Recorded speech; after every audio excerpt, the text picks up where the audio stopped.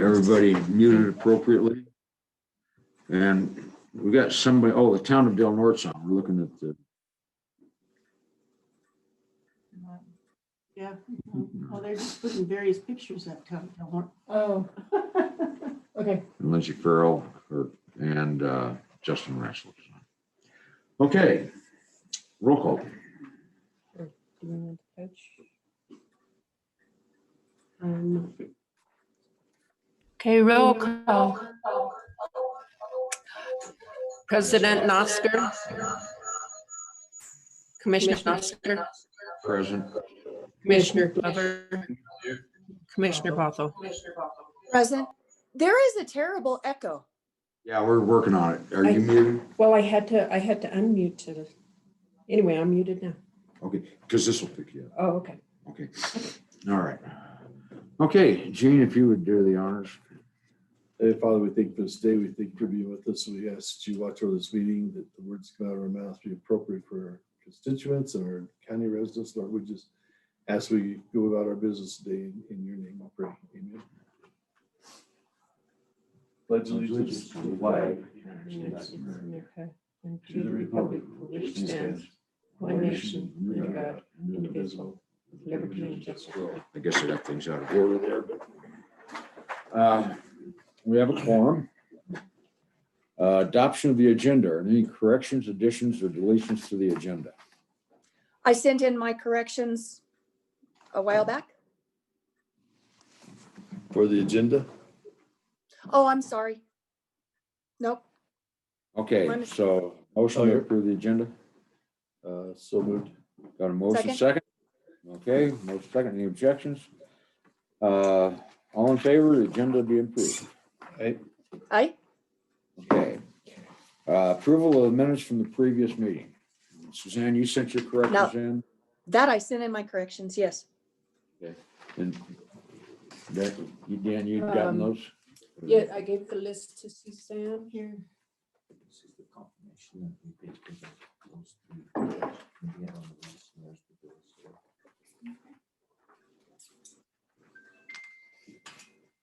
I believe they're from the August 26th 26th, meeting. the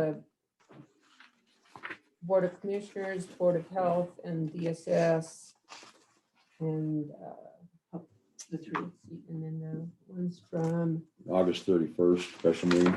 August 31st special meeting, September 2nd, Board of Health and Board of Commissioners.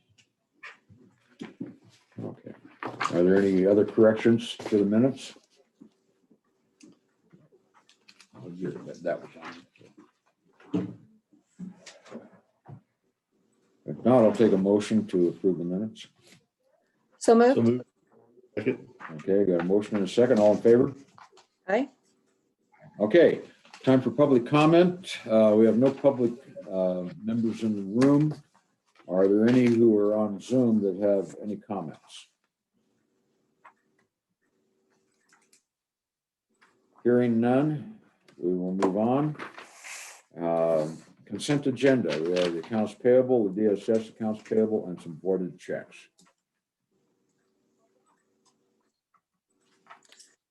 I'd move that we approve the consent agenda.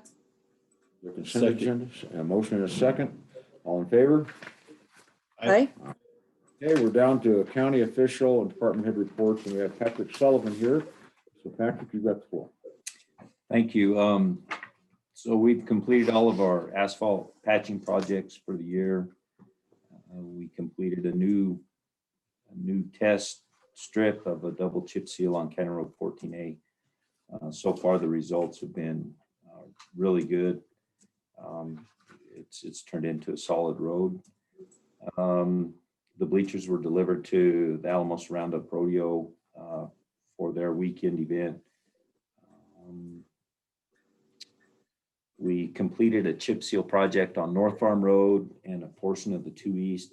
This was a section of road that we did an overlay on about, I don't know if it was 3 or 4 years ago, but we've had some problems with the bleeding, asphalt bleeding up through even the overlay, and that we don't know if we had a bad load tack oil, but it was problematic, made the road slick. So we put a chip seal on top of it to give it some friction and make it a little bit safer for the motoring public. And we had ample funds remaining in our asphalt budget to cover that. So in about 9 years since we've chipped, so it was a good project. The shop's been busy just on multiple repairs here and there, just trying to keep us up and running. And then a small crew poured the sidewalk and a step and installed handrails at the east parking lot for DSS. What we have coming up for this month, since we're halfway into it, we're continuing to grade out ahead of potato harvest, which really hit the ground running Monday. So we're trying to hit the areas that we can and avoid the busy traffic, and just it's kind of a moving target. When something gets rough and we still have activity, we try and wait till they move someplace else before we get smoothed up. I anticipated on putting a couple of culverts in on the one south. I don't know that I'll get to that, only because of the storm damage that we're fixing to talk about. We'll winterize the hot plant, and we're about 75% done with that. Get the power shut off and some of those things, and then we'll continue to grade as we can to try and complete our Schedule A stuff up on the higher end of all of our mountain stuff. Let's see how that one. Things to note. The big thing right now is the storm damage that we encountered from last week's snowstorm. It was quite an event. We were ready for it. We had prepped our plows the day before, and we're actually out 2 hours earlier than we normally go, just to try and keep up with it. We didn't encounter any problems other than just heavy wet snow and a lot of it to get rid of. By Thursday afternoon, most of our gravel stuff was already melted off and wide open. But we had everything open within 12 hours. But because of that, we had a tremendous amount of storm damage, bunch of trees, tree limbs, and I've had multiple calls, in particular from the South Fork area. Subdivisions, including Indian trails, both upper and lower, the lower Alpine area, Rio Grande Road and Rio Grande Drive, which run right along the river on the north side of the river, all suffered tremendous damage. And we were trying to figure out what to do with that. My first inclination was to let it set and see if we couldn't get as much homeowner participation as possible. When we evaluated the damage, it's beyond just a homeowner's capability, even with them all working together. So we have since told these various subdivisions, if you can get it out to the roadside, within reason, we'll come by and pick it up. Now, they've been working, when I say they, Indian Trails in particular is a lot of the folks I've talked to. They've been working on their stuff since Friday of last week. And we started this morning hauling stuff off. We've got Indian Trails, Rancho Del Rio. I've had a couple of calls on private lanes, and that's something that I want to talk to you about. Big thing is I'm struggling to figure out how we're going to pay for this. We can handle the trucking and the fuel and the labor and all that. That's because I'd be hauling rocks and gravel. I'm just going to be hauling tree limbs. This is something that I don't want to put in our pit and try and burn or something, because it just becomes problematic for us. One, it walks a fine line with our pit permit. I'm allowed to do it, but the massive amount that we have, I don't want to deal with that. So this is all going to the landfill. The landfill's planning on bringing in a chipper and chipping the large amount. And then they're supposed to move the chipper into the city of Monte Vista where they're collecting their limbs and branches also. I'm just trying to figure out how we're going to pay for it at the landfill. And so I don't know, is there something through the commissioner's side that we can look at, or we just need to take it out of our budget and then we'll just deal with it on the tail end, or? Wouldn't that be called an emergency? And we do have funds for emergencies? Through Road and Bridge or through? No, through the general fund, there's an emergency fund. Is that, Suzanne, am I right? I don't know. Let me ask Debbie. We'll check on that, Suzanne. At any rate, I mean, we can work through those fine details. If we can get something back, that's great. If not, I mean, we're going to keep moving the material just because these people need help. And so we'll figure out how we can pay for it. You know, later on, they'll keep track of it for us at the landfill, and then we can figure that out if you guys are good with that. Do you have any idea how much it's going to cost? Right now, Suzanne, I don't know. I just talked to the operator that's loading the trucks, and we're probably, I would say, close to 100 loads. That's a shot in the dark right now, but Wow. we probably have 50 loads down in the Indian Trail subdivision alone. Wow. So, and I don't know what that load's going to cost us. You know, it's $21 a ton when we run it across the scale. Load of limbs and stuff is, you know, maybe 6, 7, 8 ton. It's gonna, I mean, we're gonna encounter some cost here, I think. Looking at about $14,000-15,000. Initially, without having an accurate, you know, account. So at any rate, it's something that we need to do to help our citizens, because again, when you have a pile that's as tall as your house and the length of your property, it's something that we got to get out. What kind of trees were these? Mostly cottonwoods, very few evergreens, limbs that I saw down like the cemetery in Monte Vista. There wasn't anything that I found there, but the cottonwoods just took a beating. Yes, there is indirect services at a catastrophe event, and there's 5,000 in county general for it. So Did you hear that, Suzanne? Yeah, that's probably not going to cover that. Maybe a third.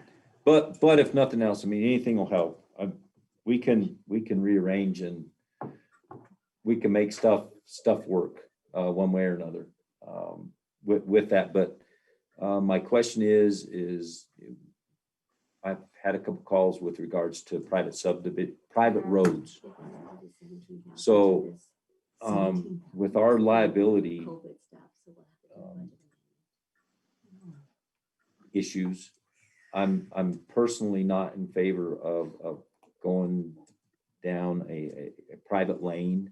Going on to private land. Because I'm covered in the right of way from the insurance standpoint. And that's why we ask everybody to get it out as close to the road edge as possible, within reason. I don't mind reaching over the property line a little bit, but I don't want to walk a track hoe back on somebody's property or take a skid steer and fall through their septic tank or run over their wellhead or all of those things that could happen and most likely we would be buying several of those things. So I'm in the position where I would recommend that we stay away from private stuff. If they can get it out somewhere close to a road that we maintain or the highway right away or something, I'd be happy to go in and pick that up. It's just liability wise. I think we have to really be cautious. On those that you're aware of, are they long lanes, driveways?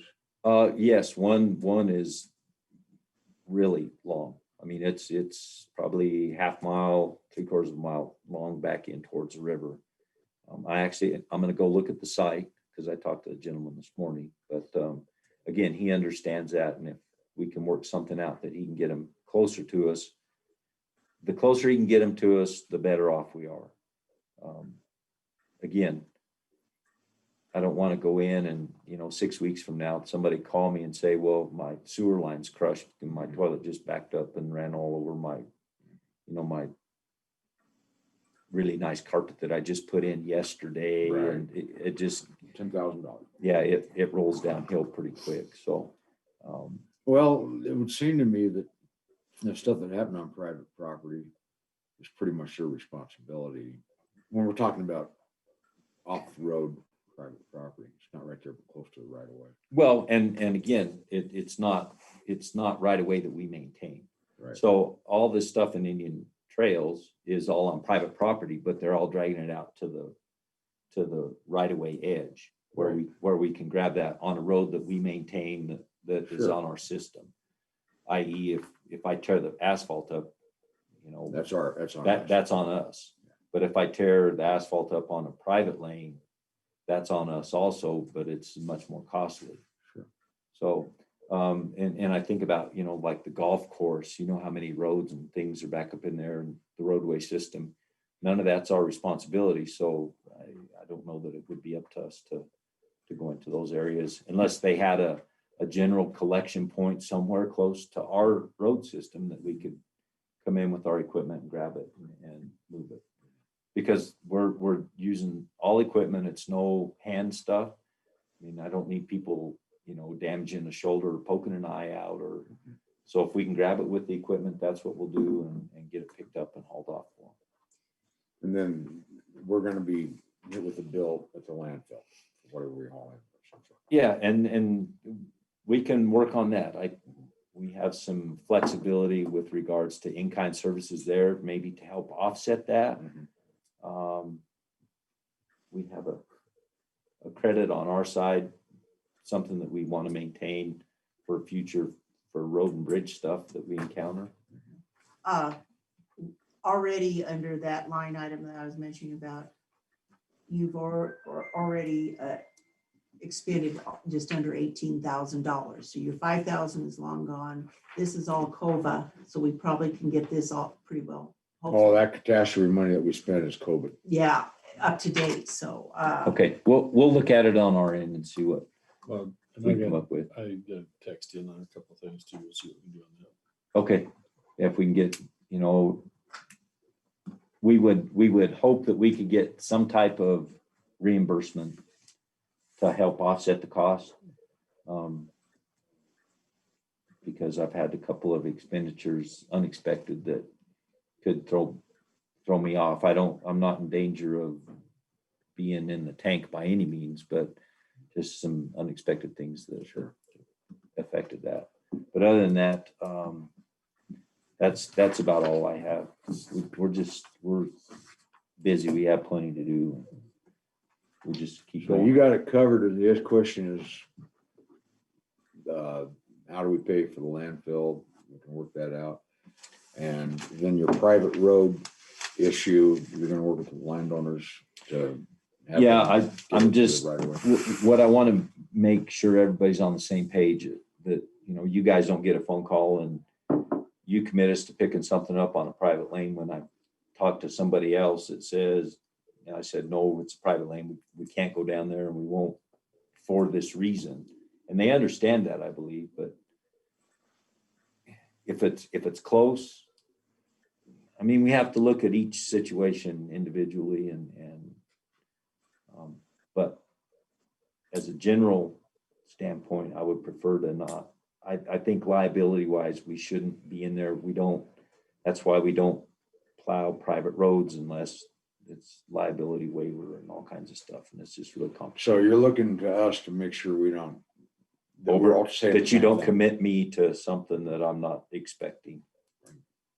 Would be helpful. Well, that should be a no-brainer. Or if you have a question, I mean, just call me. We wanted all the calls referred to our office because obviously everybody up here has plenty to do without having to say, well, we can come look at your trees, or yeah, we can get your trees. And So if we get calls, just refer them to you and you got it handled from there. Yeah, we'll take it. And I anticipate today and tomorrow and all of next week for sure on moving this stuff. It's all based on the number of trucks. It's a long haul from South Fork to Monty, but it is what it is. Again, I could put them in a pit, but I want to have to talk about that with the pit inspector. You know, it's allowed to put it in there, but it Just changes pushing the edge. Yeah, it pushes the edge.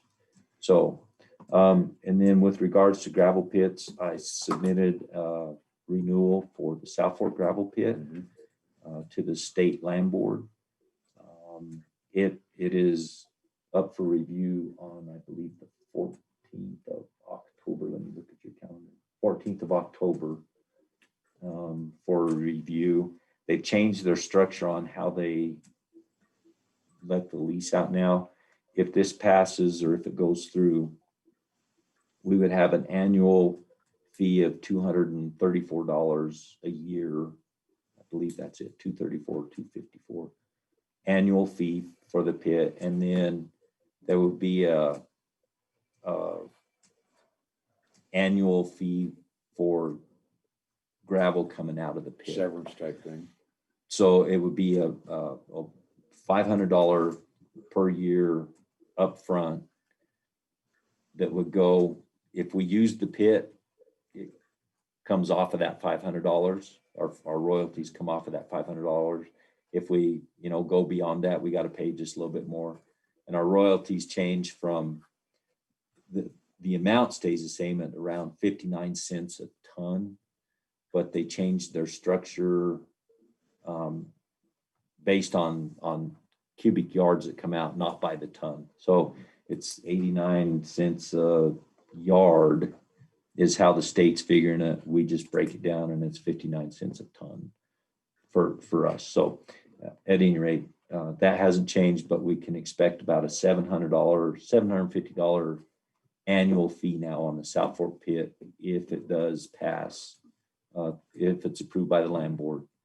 And then if it's approved by the land board, then we will reach out and start with the 112 permit process, because we're going to have to change it from the 110 that it is.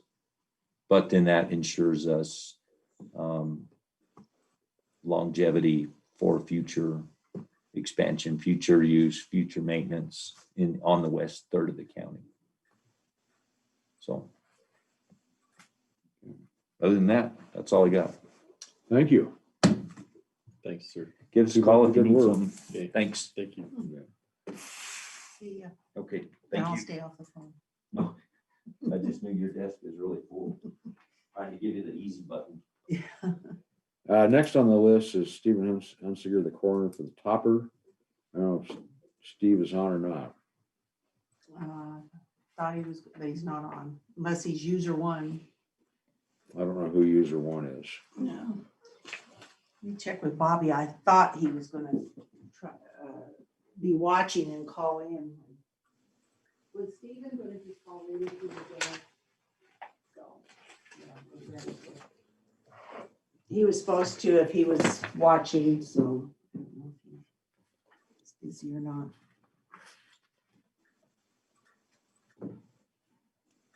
Well, we could probably speak to this even without Stephen on there, knowing what we know about the topics, Mhm. make a decision. So our concern was the budget for the topper. Yeah, when we started this conversation, we got the original two quotes in. The quote that is the topper that's most universal, the better package all the way around was like $9,000. And the other one was just under $5,000. Right. The other one's not universal. If you change trucks, which is not a big deal for us, but if you do change trucks, it will not fit without altering it a little bit and stuff. So Stephen wasn't pushing one way or the other. We're just trying to make a decision on which way would be the best for longevity. Obviously, the universal one is a better pick for long term, but budget being what it is, we just have to decide on it. So, Well, the one has side opening doors, doesn't it? Panel sides. yeah, One of the big difference too is the $9,000 one has a fiberglass coating on the inside. Mhm. So that if something runs into it, doesn't beat the wall out of the front end of it. The Mhm. other is just a plywood type Right. front end, and you shove those carts in out there, they pound on a little bit, so And it start, start deteriorating that structure, so. But yeah, the one had side doors and had a little bit more package to it, I mean, all the way around, so. But I think the question was, does he have room for it in his budget? Well, the question was, yeah, you're right. The question was, and there is some money in there to do that with. We're looking at it here, that we could probably do the one with. the less expensive. Yeah, the one. less expensive one we could do without any structure Supplement. changes or supplemental or anything. He's got about just under $6,000 in there to move around a little bit. So, I mean, if we did the supplemental and changed it and went the other part, would be, be looking at supplemental a little over $3,000. But like I said, I'm not pushing one way or the other. I have no dog in a fight, and Stephen doesn't care. We just need to get something on there. But long-term wise, the other one's the best pick. So. Well, and the question is, whenever you move stuff around in the budget, does that mean that nobody else is allowed to die? Or, you know what I mean? Is how much are we moving the budget? Is that stuff is that line items in the budget that were created for this type of thing? Or is that taking out of some of the things like the pathologist fees and that sort of thing? Hold this report up. Can you read it? Nope. Okay. Well, I'll read this to you just a little bit here. There's like $1,100 and some dollars of travel. There's $2,500 left in there for registration since COVID had everything shut down and nobody can do anything at table. Vehicle repair of $1,800 that's left over, and $500 with miscellaneous. So there's 4 things there that we're still in good shape. I mean, I don't think we're not let anybody die if they do. I think it's beyond our control, but we're going to try our best to try to get the topper done. So the ones that we do need to move, we can have something to move them in. And we're already over on our capital expense. And I think really where the problem came in was that in the budget, he had that amount for the pickup and topper both, thinking that he could get a used pickup and topper for that amount. And we ended up getting a new pickup and used that full amount plus a little bit. And so I think that's where we kind of had the little bottleneck. But it doesn't sound like you're looking at taking out of anything that, like pathologist fees, where you can't anticipate. No, we're at 60% on our pathology right now for the year.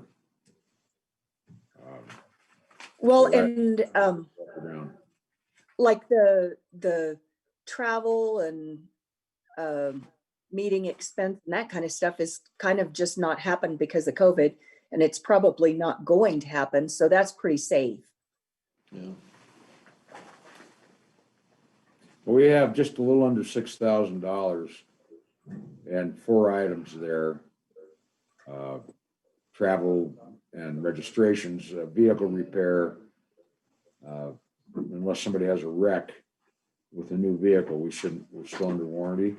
And then the miscellaneous was 500. So we're just under 6,000 at that point available to us if we want to move it. Well, and if having a new vehicle, any repairs should be covered by warranty. And if they have a wreck, that should be covered by insurance. So that one is probably also safe. In the long haul, do you think we're prudent to buy the better system? Or we're going to be looking at the 5-year point where we're buying a new topper? This is where it would be nice to have Stephen here to kind of give us what exactly is the life expectancy of one of these. Are we looking at the difference between 5 and 10 years, or are we looking at the difference between 25 and 30 years? Well, the biggest difference is the utility of the higher price one has a better expanse. If we wreck the truck and have to get a newer truck, it'll fit the newer truck. We don't have to buy a new topper to fit the new truck right. And, you know, just universally mounts right over to the new one. That's the biggest factor. It does have some extra stuff on it that the other one doesn't have, but it's stuff that you wouldn't necessarily have to have. It just comes with the topper. Weren't there some features that one of them had that we're gonna have to add to the other one? Was it lights or something? Yeah, like there's that? lights and exterior and interior lighting both. So the But I think- $4,000 bid. Weren't those allowed for in the price? Bids. The way I remember it is that was allowed for in the bid. You still have the bid sheet? I would have to find it.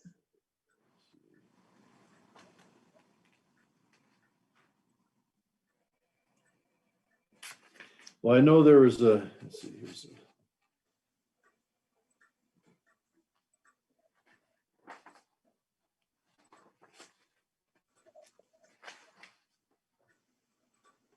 Yeah, this is all bid on this. The price cap. more expensive one was basically turnkey, wasn't it? Yeah.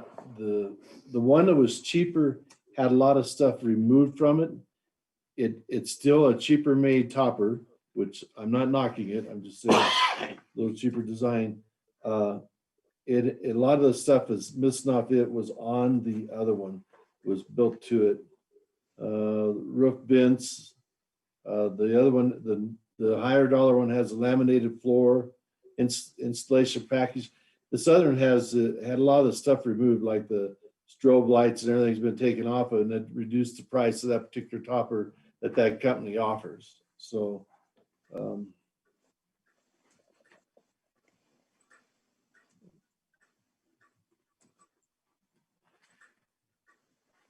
don't see where it's added. It doesn't look like it's adding in here. It's just,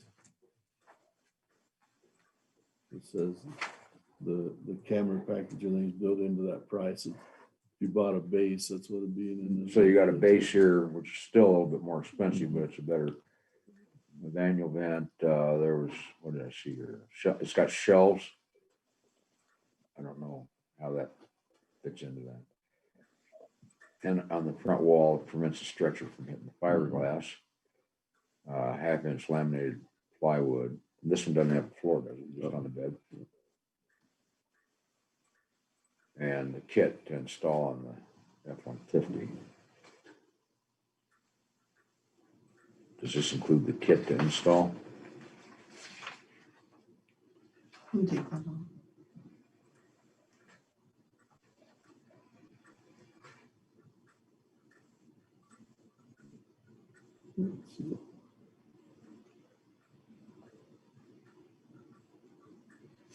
So this is what it comes with.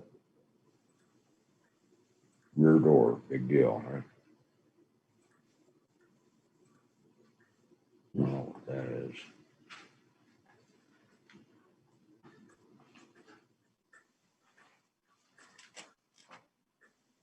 Yeah, and this was their whole bid. There was no pictures, no what was set up. So.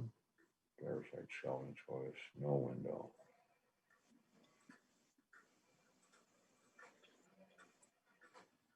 So it has some lighting on there. On all sides, looks like. E-lock. And then this is the stuff they dropped, which was passenger side E-lock. Security screen. Backup camera. Yeah, it's 24, 29, it's about Cargo $3,000. slide and safety lighting they took off. Mhm. There's no install kit listed on, well, I guess that comes with this. Built to fit, I'm assuming. Truck details, I'm assuming it's a built to fit. I hate making that assumption. Well, what What do you think?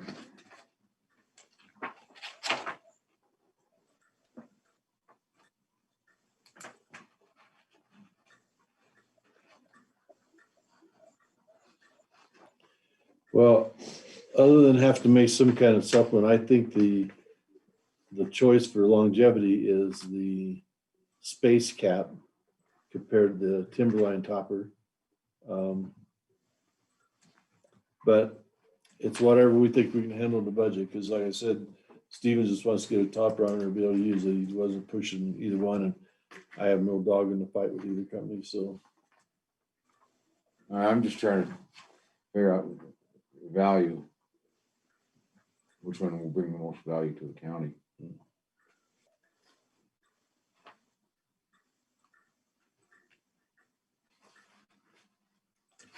Suzanne, thoughts? Not really.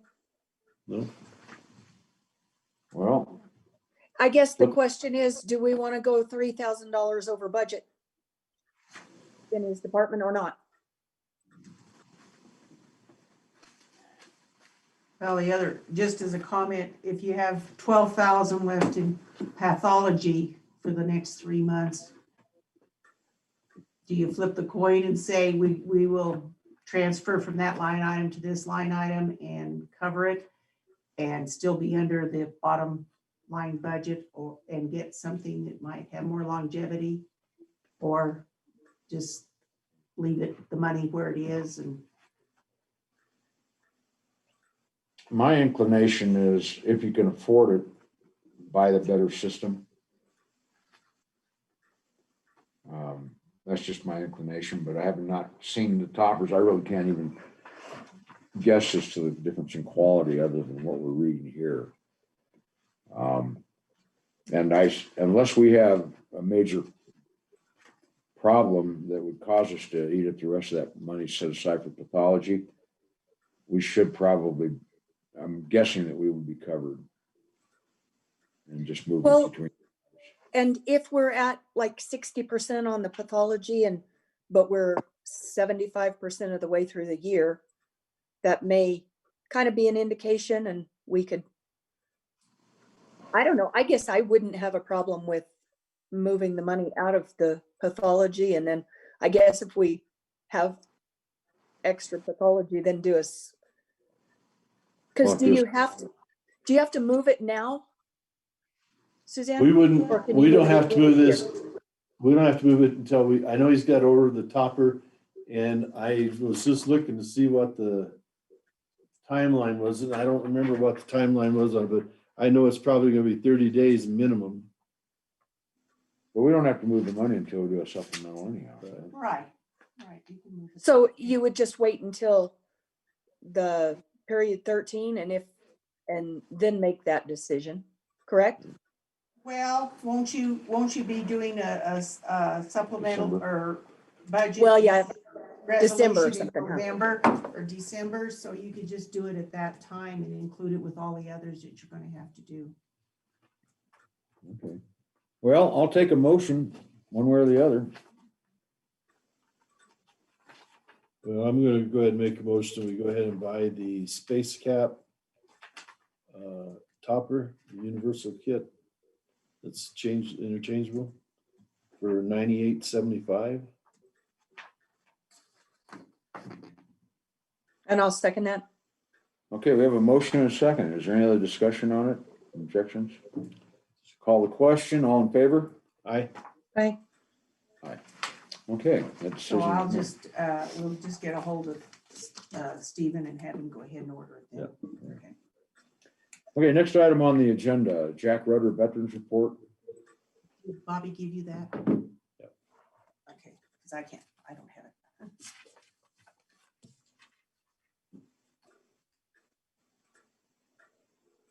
And I didn't get that. Can somebody tell me what it says? I don't have it either. Oh, she didn't include it in the packet? Is that it? That's it. Yeah, okay, here it is. I think it was in the packet, yeah. It wasn't in the packet that she emailed. Okay. Yeah, I got it out of there. That's where I printed Did it from. Yeah. Okay, well, I'll go back and look for it then. Jack is just giving his basic report, and I know he's still challenged in terms of working from the office.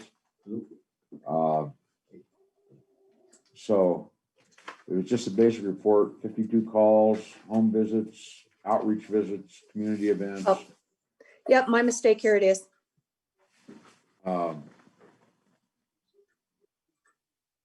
So, Okay, I move that we approve it. okay, we have a motion to approve the Veterans Affairs report. Second. And a second, all in favor? Aye. So everybody say aye, okay? If they're in favor of it. All right. And the signature for the lease on the airport hangar. And Here, that's what you had discussed last week with Bobby. correct. Have we not gotten our new lease yet? No, but they printed one up. And I'm not sure why this one had to have things crossed out. I don't know, because this is the first I've seen this. Because I thought they were gonna sign the old lease. This appears to be the old lease, Mhm. but I'm not understanding why it wasn't a blank form. Did Ryan do that or who did? I don't know who did this. It's not the same lease document that was signed when Harold Peck leased it originally. And to my Right. knowledge, we haven't changed that form, and this is not the same format as the form that he signed, as I recall. This is a new one. And for instance, on this under rental, a rental price of, and it's got $600 per year built in there. And it says $226.98, which was what the current lease was. Right. But that language is different than it was on the original lease form. Well, and this one also had track 9 crossed out and 25 years crossed out. I'm not understanding where they got this form and why it looks so sloppy. I can't answer that. The 25 years, the reason they changed that is because they have 17 years left on the existing lease that they're assuming. And this is an Right. assignment. And one of the things I was asking for is on these assignments that the form says it's an assignment. Well, and I guess they wrote in assuming the lease, and what I don't understand is why the original lease was $226.98 a month. It wasn't. It was $226 per year payable, or not, yeah, $226 a year, $226 for 25 years, payable in installments of $226 a year. It didn't make sense.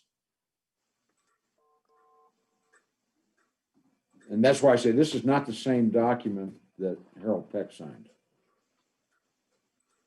It's a different format, and I don't know that we've approved a new lease language. You haven't. So, And this was 2012. Was that, because I know at one point we is the $226.98, is that the amount per year whenever it was paid in one lump sum? Do you remember that, Suzanne, or when that changed? Or what No, the when amount was? I left there was two different leases. You either put one at a one-time payment, and that's what the 200 and some sounds about right for yearly payment, but then you multiply it by 25 and divide it by 12, and you accept the full check for at that time if you're taking a one-time payment for 25 years. Otherwise, you're billed for 25 years. Each year you will pay the 269 or whatever it was each year. Mhm. And I don't know if they modified that or what they've done since I left, but when I left, that was the way it was handled. can we hold this until Ryan gets here? Ryan's tied up in a meeting with DSS right now. I think But he's- that would be appropriate. Okay, so we're just gonna set this aside until Ryan arrives. Can I put this back over with you Yeah. so I don't lose it in my paperwork? Thank you. Okay, is there anything else under county official and department head reports? Okay, general business and administrative items, ratify the retirement plan. The question was on the optional extra employee contribution to the retirement plan.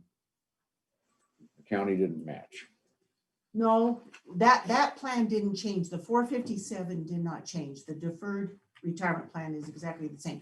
The questions that come up is on the basic 401, and the way that it looks like it reads that the employee puts in 4%, but it never addressed the 4% county.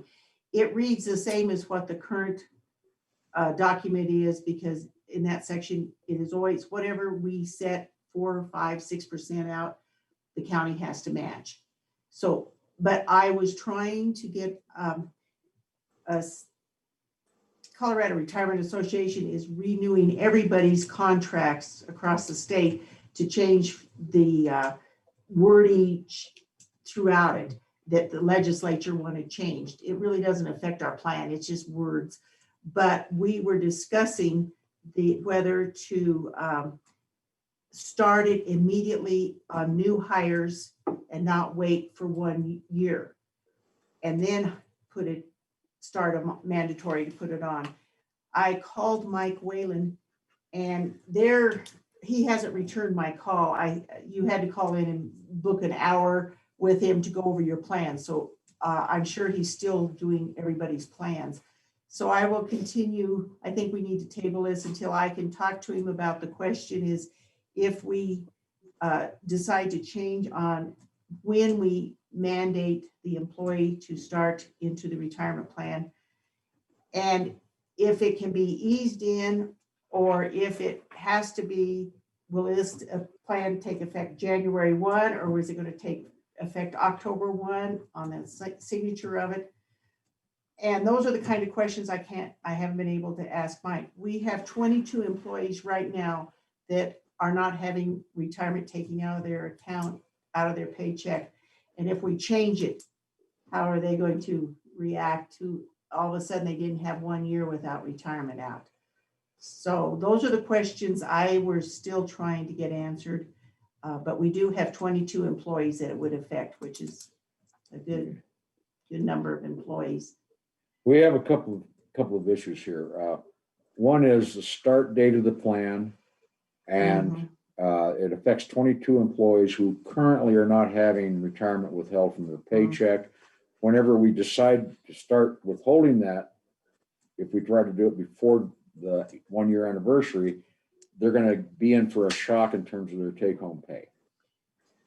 Which they'll see on their 13th paycheck, their after the 12 months, they will see that shock too anyway, but it's just hitting them beforehand on that one. So that is one point. That's one issue. The other issue was the voluntary contribution over and above the county match limit. And that was the box that Suzanne had a question about that was checked. That Suzanne, you can speak to this. Yeah, that was my concern. And I didn't understand that was the voluntary contribution over and above. No, that was on the 401A, the regular basic plan is where the deferred plan is anybody that is on retirement can sign up for that. It's a separate withdrawal for the deferred, the 457. The 457 is a plan name or plan number? Yeah, it's a voluntary retirement plan. The one we're talking about, and that had no changes other than changing the name and pre-tax. We have it was listed before tax. It now has to read pre-taxed. Those kinds of things. Semantics. It's just semantics on the 457. So there's no problem with the 457. But that was the one where the box was checked that the county wouldn't match it, correct? We never did match the 457. We never did that. Correct. No, but I just want to make sure that form wasn't inaccurate and that we're not taking away the match for the employees on the regular retirement. No, that box is exactly the same as what our current Okay. plan. But on Okay, the that was my only 457 concern. standalone, and if that's the only form that has a box check that the county does not match, that's all 457, then Mhm. your concerns are addressed. We want to That's make fine. sure it's not the 401A Okay. that has the wrong box checked. Right, and that's, and like I say, I want to see if they will, it would be nice for those, you know, I don't know how many employees would get upset if it all of a sudden hit right now or in January 1. But I want to see if we could, if we make that one change in our document, that it would not have a 12-month waiting period. How can we ease it in, or when do we want to do that? Or if right now, since we haven't, and it will impact your budget right now if we do it, because you're not budgeting for those people's retirement, all of them. So if it has to be immediately, it might impact this year's budget. If we can have it start and we can ease into it on January 1, then we have it in the budget that every employee will be under retirement as of January 1. So Do we, I'm trying to just, in my mind, get it cleared. First question is, if we opt for this change, that people become eligible for retirement withdrawals when they're hired, instead of waiting 12 months, Deductions, yeah. deduction. When does that start? That's the question. And we have the option of making it start right now. I don't know. I don't know when the start date for this new contract is, if we change. if we Okay, change it. so the other would be, it starts on January 1st. The question I would have, if we were to change the start date to now, we've got the shock factor to our current employees.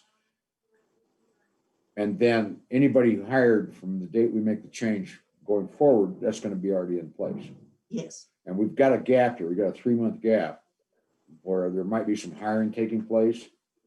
And so we have to figure out what that means. But you Right. have to talk to the person before we can get all those questions answered. right. And like I say, I'm just assuming, because September and October was the times they were contacting and writing all the new contracts for all the participants in CRA. And so I had to make an appointment. I had 1 hour to talk to him, and I'll keep lit. I think we can, even though it's dated the 16th, I don't want to sign it right now until we have those questions answered.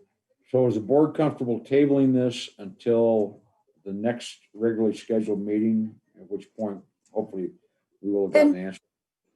I have questions about, do we really want to go to having employees immediately eligible for retirement? Because to me, okay, just in the time that I've been there, there's been several employees that have worked less than a year. And if you work like 3 or 4 months, then you've just got little dabbles of retirement that No, the are, vesting will stay the same. And so if they were to leave before they were vested, they will just get back what they've already contributed, plus some Okay. interest. okay, But they aren't automatically enrolled in a retirement plan when they hit age 62 or 65. And even if we go to this plan to be totally vested, the way if we went to immediate requirement to enroll, the first year if they leave, all they can take is what they put in their interest. It would not be any of the county money. Now, and we Okay. would get it to us. The main issue on this is it's easier when people start getting a paycheck and they have all the deductions out of it without 12 months down the road, suddenly they- getting less. you get a no increase or a 2% increase, and then their paycheck gets 4% taken out for retirement. The second year of employment, basically they're 2% less than what they were the first year. The other thing is if the office up here fails to get them enrolled in the 13th month, we're liable for their contribution and our contribution if it was in place. And that was Okay. the thing that I wanted to see, and some of the department heads have mentioned that, first of all, their second year, they usually take home less pay unless you give more than 4% cost of living raise or whatever. And that was all I was checking. And then you guys, the commissioners, can make the decision if that's something you want to do. It will impact your budget a little bit, for everybody's first year. But if they leave, and that there's no vesting, the vesting is 20% starting the second year through the 10th year, other than elected officials. You're totally vested on the first day. So it's really not that big a deal. And while people who are starting frequently count on every dime in their paycheck, we understand that this is a benefit offered by the county. It's a retirement benefit. And let's say they take a 2% hit in their paycheck, but what they're getting is 6%. Yeah, yes, but a lot of them, No, it doesn't pay the grocery bill today. It doesn't pay the grocery bill today, but that's just part of Yeah, life right. with retirement plans. And the other thing I wanted to check is if you wanted more time to discuss this and see which way you wanted to go. I was going to ask Mike, if we signed the contract today, which would leave us exactly the same on both of them as we currently are, if next year we can renegotiate our contract and change this, if you want to push it down the road where you don't have so many things on your plate, that next year at budget time, you can sit and say, okay, we want to get the elected officials and department heads and see how they feel on this. And if it's something, we can change the contract.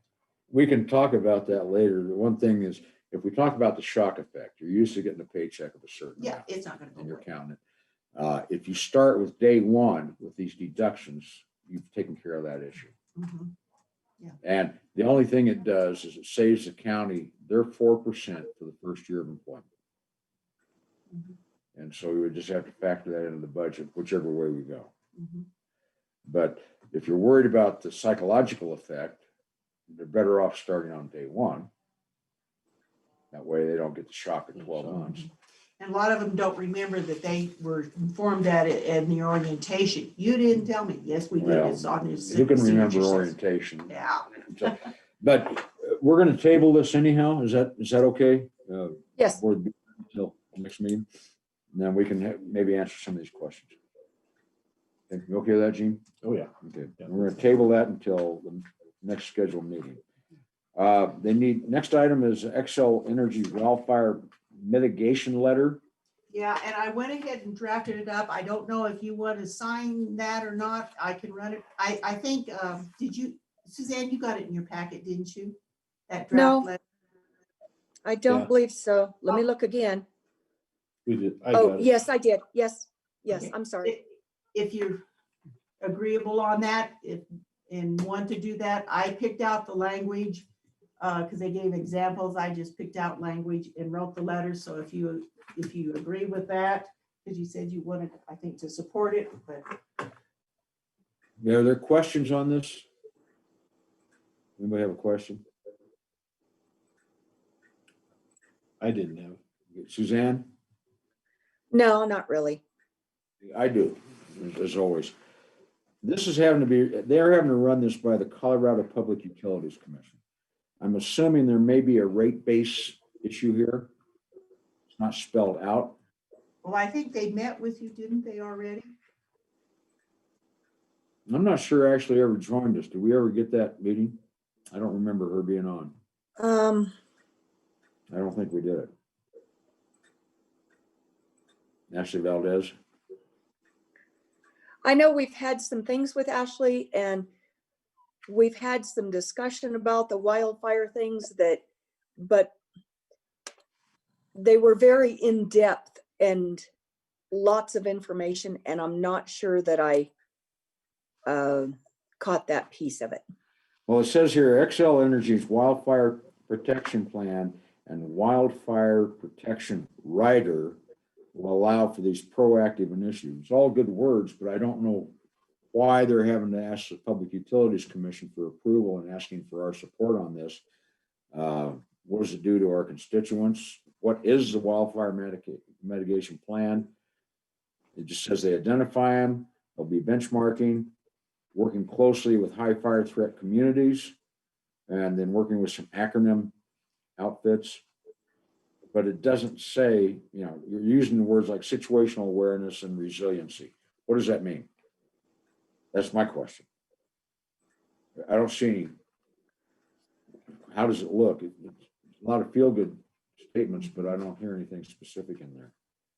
And I don't know when the Public Utilities Commission is, when they want this in to the Public Commission. All I have is a letter. I mean, no, I mean, it's a rhetorical question because I don't think we have the answer to that. It's not listed in their email. What do you want to do? You want to hold it for more questions, or you want to tell me to sign it?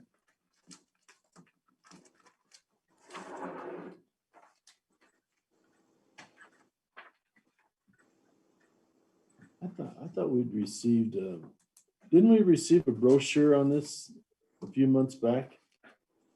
If we did, I don't remember one of the Tell me thousand what the- brochures. That's kind of the way I am, is I think the information that we've had on it has been quite some time. Why, I don't think it's wise to sign something we're not sure. You ought to hold off on this. And I work with Ashley on some other boards. I can call her and just say, Ashley, can you give us a little more information on this? Or if somebody wants somebody else to do it, that's fine. That works for me. Okay, then, motion to table this until we get more answers for the next meeting. Got a motion, got a second? Second, Are we all in favor? yeah, Okay, so we tabled that. BLM inventory certification for South Fork Television. Do you have that? Yes, I sent it again.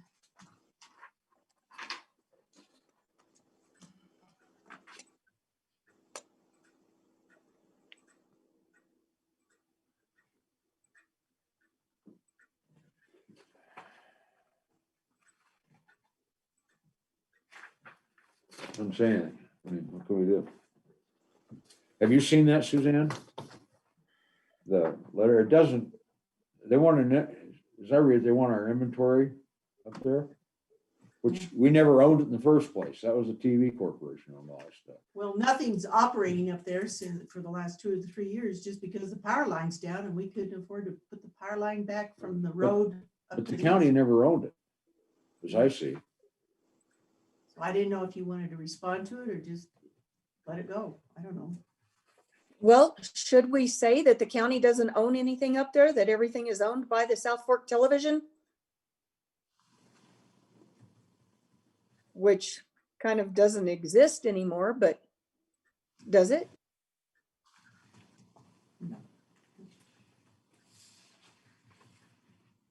Ryan's looking at it right now, Suzanne.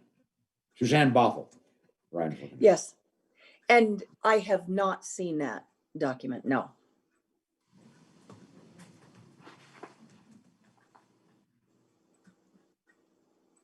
Well, and it refers to the leaseholder, that the regulations require all leaseholder. They terminated our lease a year or more ago.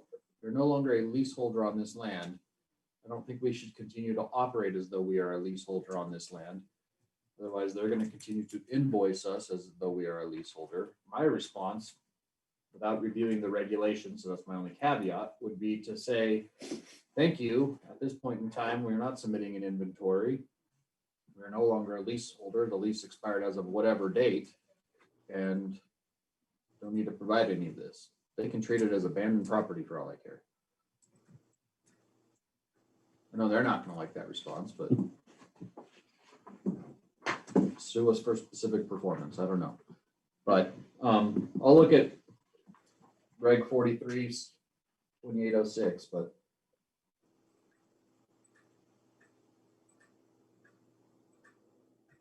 So Ryan's gonna look at, we're not required to make an immediate response on that, are we? no, it's not due until October 15th. Can we hold that one until next meeting? We have more information?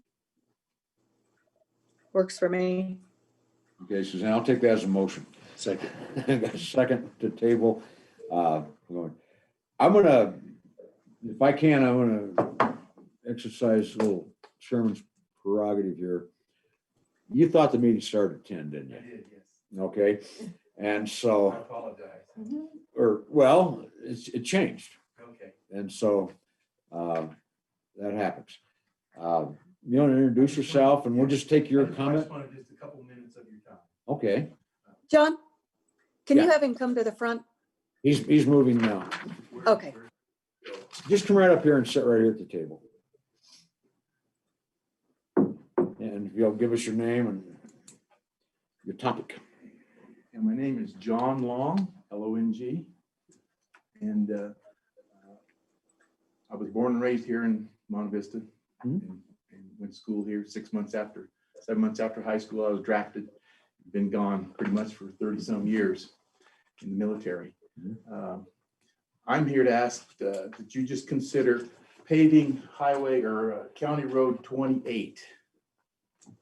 That's the road from on the east side of the canal, just past the Sky High, the movie manor.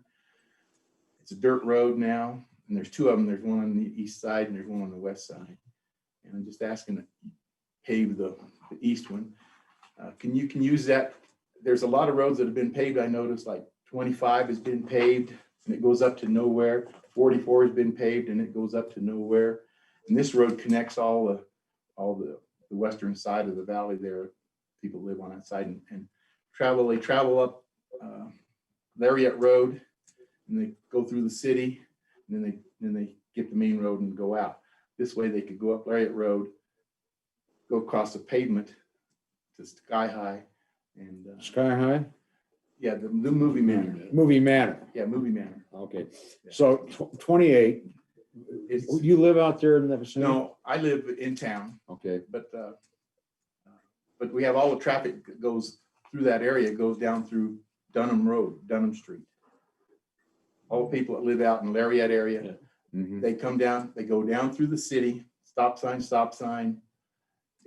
And I've talked to several people that live in that area that travel up here. They said, boy, it'd be really great if we could have that road paved. so It's from about a mile. Lariat to the highway? Yeah, it's That's about, what you're probably talking about a about. mile. Uh-huh. And it just has to be considerate.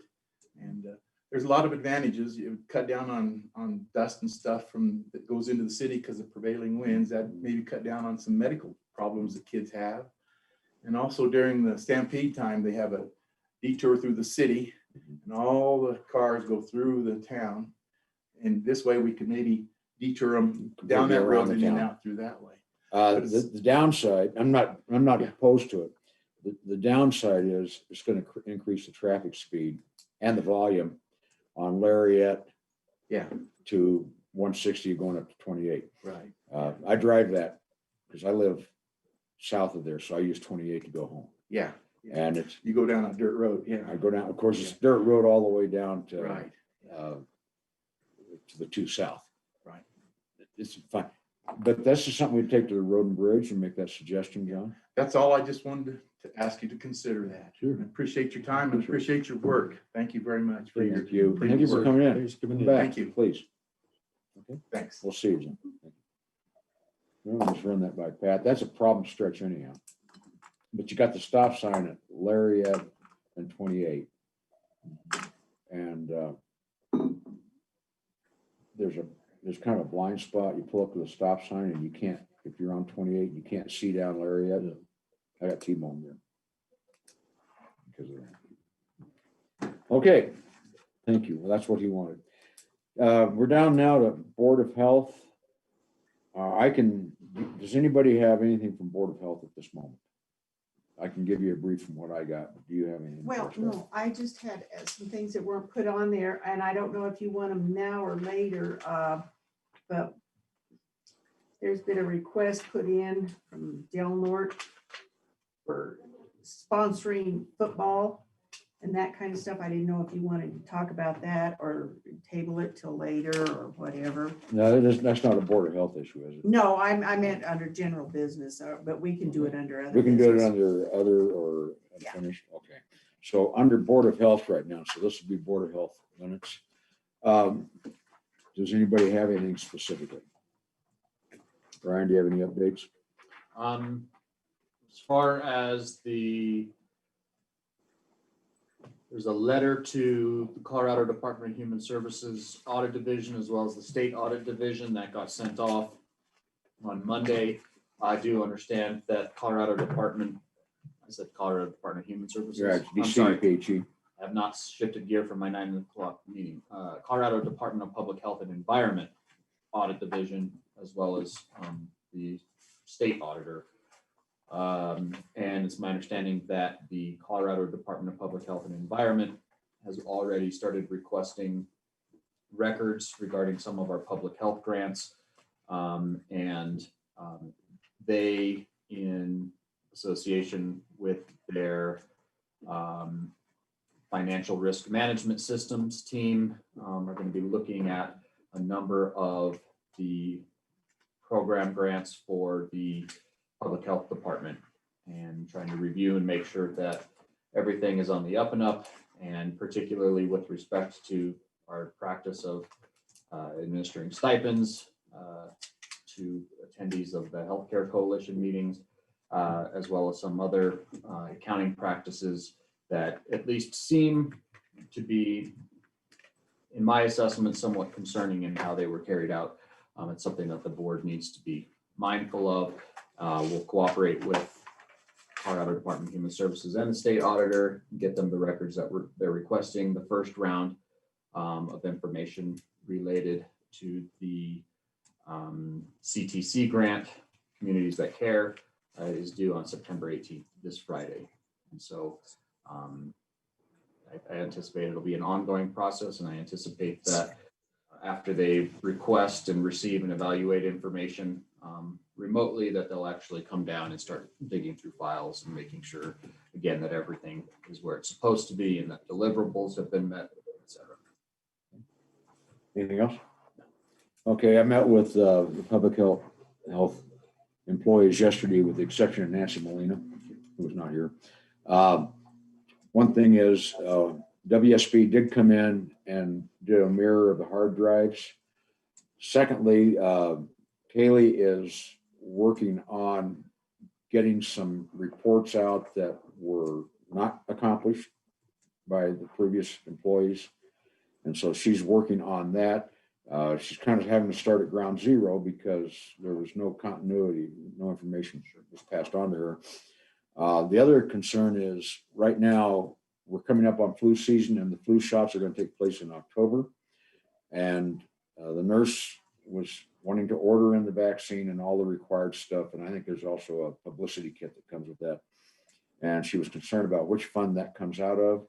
All of that will be addressed this week, and we'll take a good hard look at those grants. I had a good meeting with them.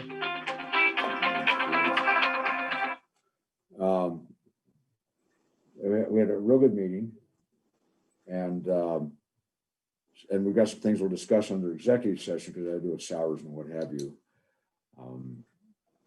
But they're in good spirits down there. I think we feel comfortable going forward, and they're all.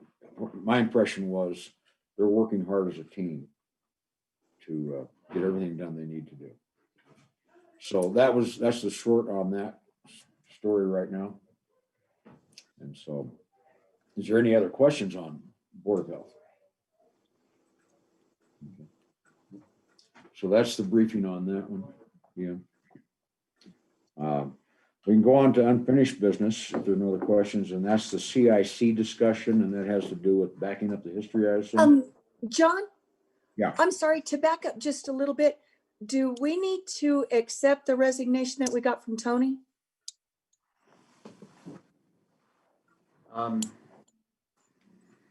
Her resignation was effective immediately. You can go ahead and accept it, regardless of whether you accept it or not. She's no longer an employee. That would just be a mere formality. So I don't necessarily think that it's actual action, that is action that needs to be taken by the board, but you can do so if you see that it would be prudent for some reason.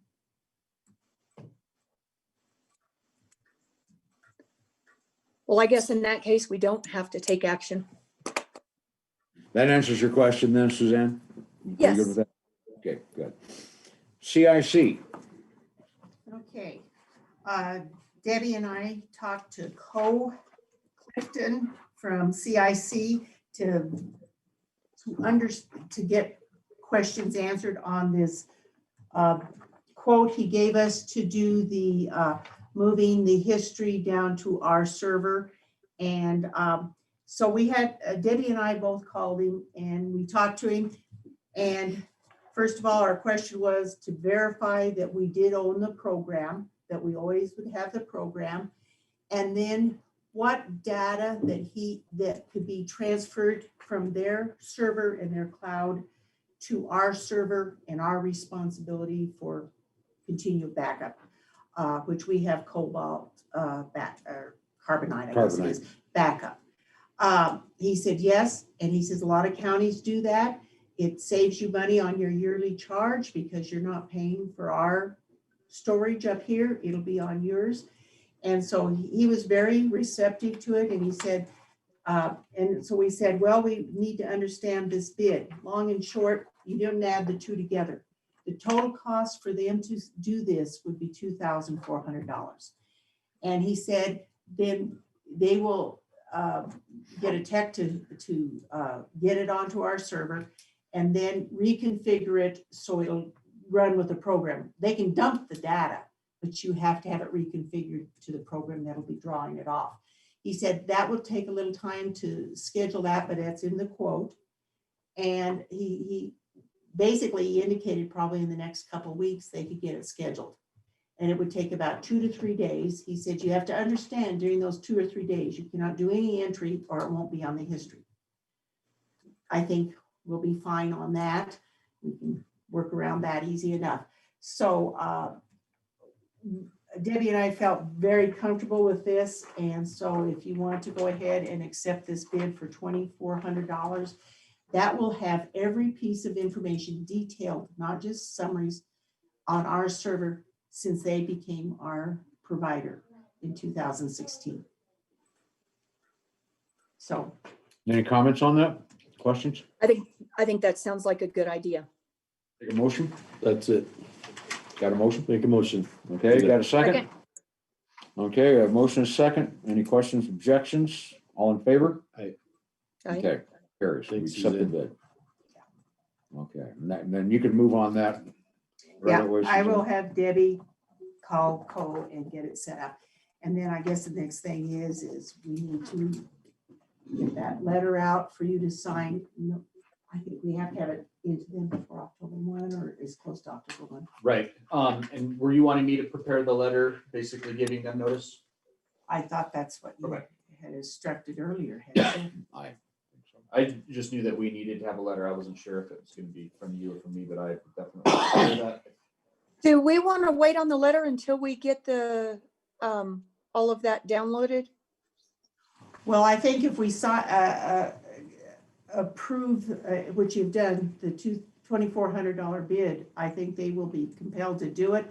I hope they can get it at least started before they get the letter, but I don't want to miss the deadline date on the letter.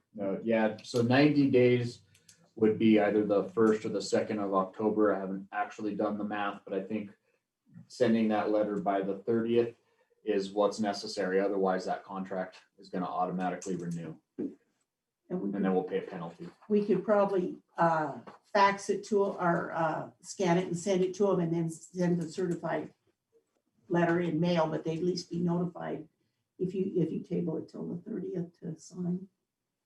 So what we're suggesting then, if I hear you correctly, is that we submit the letter sign the letter and submit it on the 30th. Or- Sure. So, should we go, because we've already had the vote that we would send the letter, correct? Or that we've already decided we Review the need to send the contract. letter? Yeah, the board asked me to review the contract to see, what the 90-day provision was and what notice was required. There was some question about whether 90 days was to identify any defects or any deficiencies in the software, or whether it was to give notice of termination. And so I did review that contract, and it specifically requires that you provide notice 90 days prior to termination. Having reviewed it, I think the question is, who was going to write the letter, or at least that was the only question in my mind. And I think the approach of emailing or scanning that letter or faxing that letter to them by or before the 30th is a good suggestion, and doing that concurrently with this, what Suzanne discussed, makes a lot of sense so that we don't lose any of the data and that they're obligated to follow through with that. But is there a reason we can't sign the letter today and just not send it until then? The reason is I haven't drafted it because I just reviewed the document on Monday.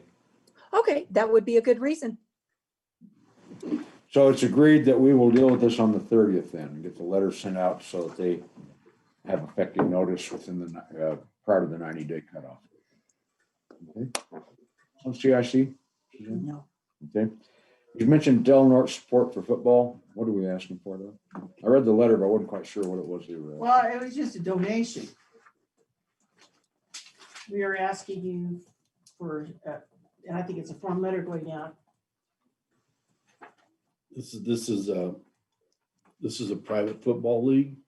It's for kids 3rd and 4th grade and 5th and 6th grade. And there's 4 or 5 dads that are behind it, and they're doing a fundraiser at $250.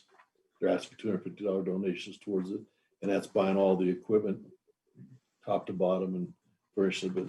But that's what that's for. It's not actually the town of Del Norte itself. So I think the town supported them, but I think it's the dads that's doing it. Jesse Albright and some of them are involved. And I think that's a wonderful idea, but historically we have kind of shied away from donations like that because that kind of opens the door for all donations, and we don't really have the depth of pockets to handle that. Well, we don't have it in this year's budget anyhow in our community support line. But any Is there- individual. Yeah, it's just, Gene, Right. I'll do it if you do. Well, I'm already involved with them. Did you get your 2 shirts? No. No, I'm not. But I mean, we could do that as an individual if we chose to, but Yeah, and I think this is as much for letting people know that it's available as much as it is for thinking that the county would do something like this, because we don't have it in the budget, and we haven't done it in the past. Suzanne's right about that. So as long as the people understand that it's available and people want to be involved and get hold of them. So great. I noticed the reporter is not online now, but we could always mention it because it's presented to the board. What the program is. Stephen. Oh, I didn't see this. I'm to admit. Is Stephen on? Yeah, let me admit him. this time is too late. Stephen, you there? He says connected. No, he's though. connecting. I gotta look at the screen. though.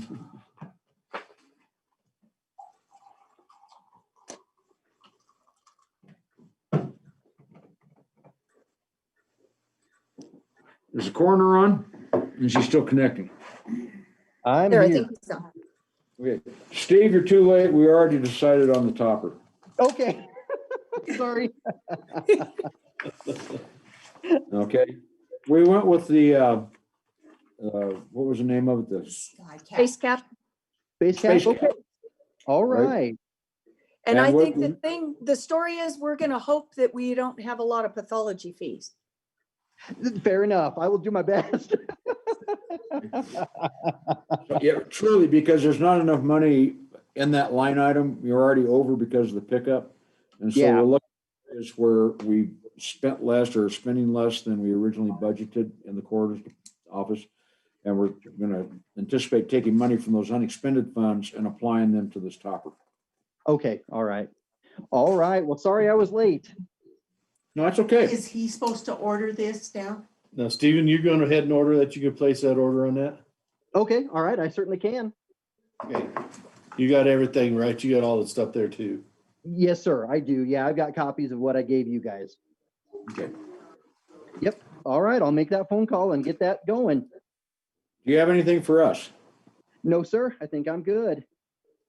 Okay. Well, you can go back to work then. All right. All right, guys. Thanks so much. Thanks, You Steve. bet. Thank you. All right. Yes, sir. Bye. Right, I didn't, he must have just come on because I didn't see him up above. That's all there. right. Do we have anything else under unfinished business, Suzanne? You've got a 3-inch stack of files over there. Is there anything? Well, yeah, but they take a couple of them out, they're gone. Last week you were talking about the mini grant at the airport and the bid you got. do we need to move on that or what? We need to is- talk to Jay and make sure that we're all copacetic on that. And then we need to move on it. We only got one bid, Ryan, apparently, for fencing. Oh, this is the fencing? This is the fencing thing. And the other bit of information on that is Sarah Stover, who was the person in charge of that program at the DRG, has changed positions. She's now the COVID recovery expert or something. And so Tanya, I believe, is going to take over that particular program. Yeah. And so we'll be dealing with somebody else on that. And she's just now getting familiar with the mini grant system. Is this the same fencing project? It's an extension. Okay. It's just been going on. But we don't have 3 bids. We have 1. Okay. And it's for 3-wire barbed wire for, I think it's quite a bit. It's fairly long. It's going to cost the county $5,000 out of airport funds for our match. Is And it we a get 50% 5,000 from match the or is state. it- Okay, yeah, it's a match. So who needs to follow up on that so we can have it for the 30th or whatever, so we can get going? Well, actually, Brian, are we good taking the sole bid?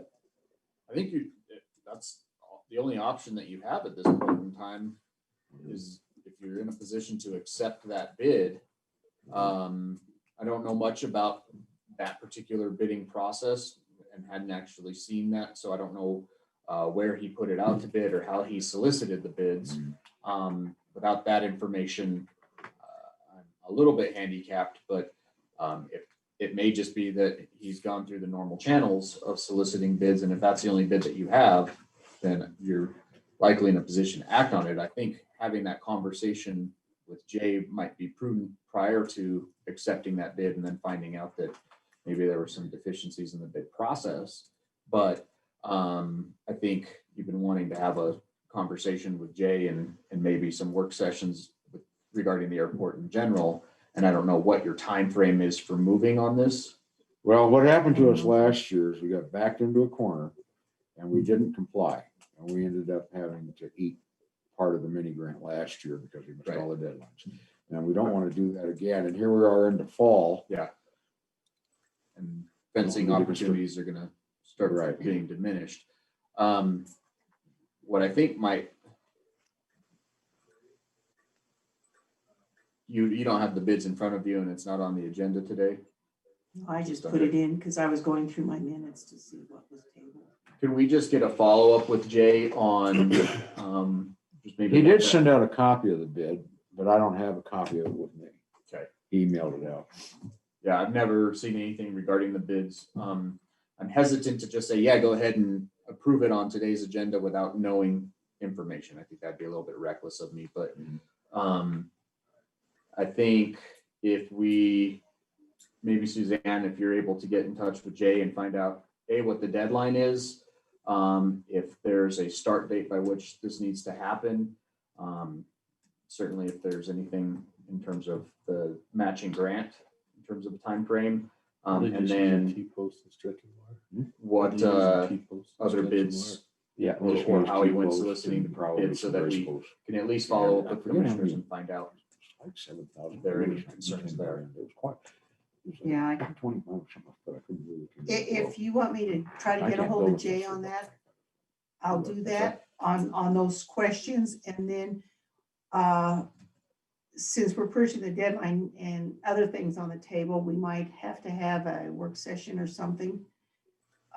Because Well, just to approve it, we'll have to have a special meeting. but to go over the bids or any of the stuff, how do you want me to handle it? If he answers all these questions for you, how do you want it to have everything by September 30th? I'd like Go that from there? before then. I would like for you guys, I mean, I would recommend that the county commissioners have a work session just regarding the airport, because there are a number of things, airport leases, the fencing, everything else that we can hammer out. And we're not able to really come to a resolution on any of those because we're missing information or haven't had those conversations. And there's just a disconnect in my assessment between what's going on at the airport and what's going on in this boardroom. And I think that conversation needs to occur. And if we need to have a special meeting to approve things regarding the airport, then that's what we can set at a work session. Could we set a work session for next Monday specifically to talk about the airport? Ryan, would you be prepared to give us your thoughts at that time? Let me look at the docket real quick. Next weekend is the week that I have a trial, and I also have the district court docket. So I'm gonna just pull up the docket and tell you what time. I think we could probably accomplish this in an hour or so. Yeah. Okay. So I think the morning of the 21st would work for me, if that doesn't present any problems for the commissioners. Or Suzanne Benton, I don't know, have any idea what Jay's schedule looks like, but my sense is that it's mostly flexible. I'll be here. Let me just, What's his teaching schedule? You know, Is that what? his teaching schedule? I have no idea when he does instruction. He's doing his flight instruction and he was doing the sergeant school. I don't know. That's what I was saying. I couldn't remember the sergeant school. sorry, I forgot to specify date. Bear with me. Suzanne can check with him, and if we have a range of time based on Ryan's constraints, we can move that a little bit and take an hour. And then have Jay present, ready to discuss the bids, discuss airport leases. And Ryan, we're going to talk about the lease. We held up on it Okay. until you got here. Waiting for this internet to load. So my cases on the 21st are all between 10 and 11, 9 o'clock work, Make it in or if we can do it in an hour, would a 9 o'clock work session work on the 21st? I might see if Bobby can get a hold of him right now and see if he can. we could be try available. that. The alternative would be Afternoon. I have an 11 o'clock hearing that I think go pretty quickly. We can accomplish that one in about 15 minutes. So I can do 9 o'clock or like an 11:15 on the 21st. Well, let's find out what Jay's Jay's. schedule is. Go ahead. Right now. Okay. Then Ryan, while we're here, the lease document, and I think I handed that back, didn't I? Yeah. I got a It's copy of it here. not, did you draft this lease document that we're looking at? Have you seen that before? You did This not would do be the that? old lease. No, it's not the old lease Okay, document. then Suzanne's, yeah, this is just the, This is a hybrid. I didn't know if you had drafted it or not. Mm-mm. So I'm not sure what the origin of that was. you have that airport lease contract still there handy? The one table over.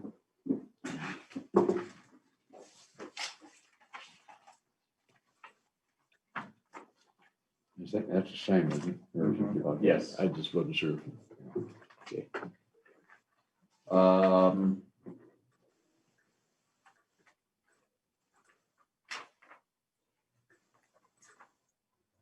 Yeah, what I'm looking at looks very similar to what had been incorporated into the new lease agreement, which may be the existing previously approved 25-year option to renew lease agreement. Is this for the PEC? This is for the Harold Peck hangar that they signed in 2012. They've got 17 years left.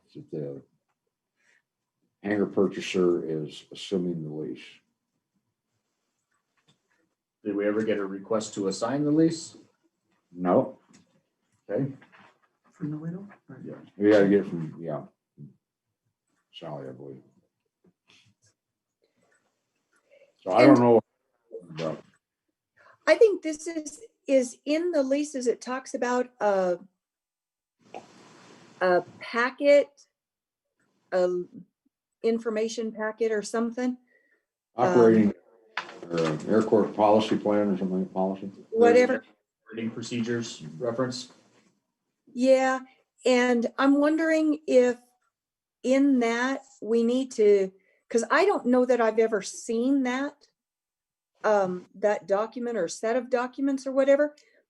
But I'm wondering if we should address, okay, if you have a lease and you want to sell your hangar and assign the lease, you need to fill out this document.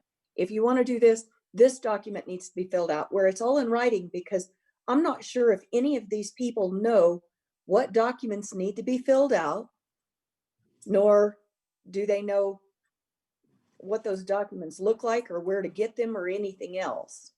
We have, Suzanne, what we're facing right now is, according to the assignment procedures, that request has to be submitted by the current holder of the lease. That has not happened in this case.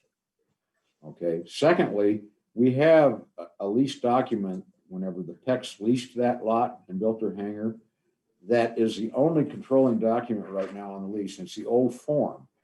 Ryan has prepared draft documents, but we haven't finalized anything. And the document we have in front of us right now that was signed by the assignee is some hybrid document. It's not an official county approved lease form, as I see it. Is that right? I mean, this does look like without having the other right in front of me, this does look like the previously approved 25-year option to renew agreement. It includes all of the same covenants and agreements. I'm unclear on why the tracks and the number of years have changed, and maybe that's because of the new plat. I'm not really sure what any of that means. I don't think they've been changed. It was just that form said track 9 and for 25 years, and they had to scratch it out. So I'm not sure why they used a form like that. Right. So I'm not sure either. None of that makes sense to me. I'm happy to reach out to this Lee Russelot. I can't remember. I've never quite heard how you pronounce his name. But I'm happy to reach out to him and kind of explain what the position of the board is on assignments and assumptions in general. I agree with you, Suzanne. I think that operating procedure may include some additional forms or instructions on what to do. I reached out to Jay a number of weeks ago and asked if he had a copy of the operating procedures. I did not get a response. I think it was in the preparation of the new lease form that I had been working on. It was Dusty Hicks as part of the airport board who made that recommendation that we include the airport operating procedures. And so I included, but I can't see any reason why your airport manager wouldn't be able to provide that. That's another reason why I think just having a discussion with Jay so we can get some of these other matters figured out would be helpful.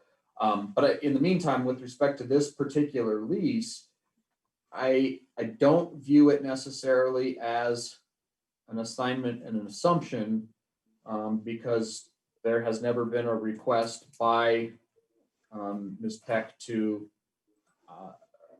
for permission to assign the lease. And I agree that the terms already say it won't be unreasonably withheld, but you can't just skip a process. And I don't want to get too bogged down in formality. But this is a lease agreement that is essentially a third of what the current rate at the airport is, and seems to be somewhat of a windfall to somebody who would otherwise be in a position to enter into a new lease agreement. Well, we have, of course, I've had problems with this whole process since I became aware of it. If there should be clear policies on how we do lease assignments and what they really mean. And so the current lease that she is assigning, the terms don't change in that lease. It's a straight across assignment. And it should be very clear in the document that this is an assignment of lease number so-and-so between the county and so-and-so for lot so-and-so, blah, blah, blah. And then the rest of the language. And then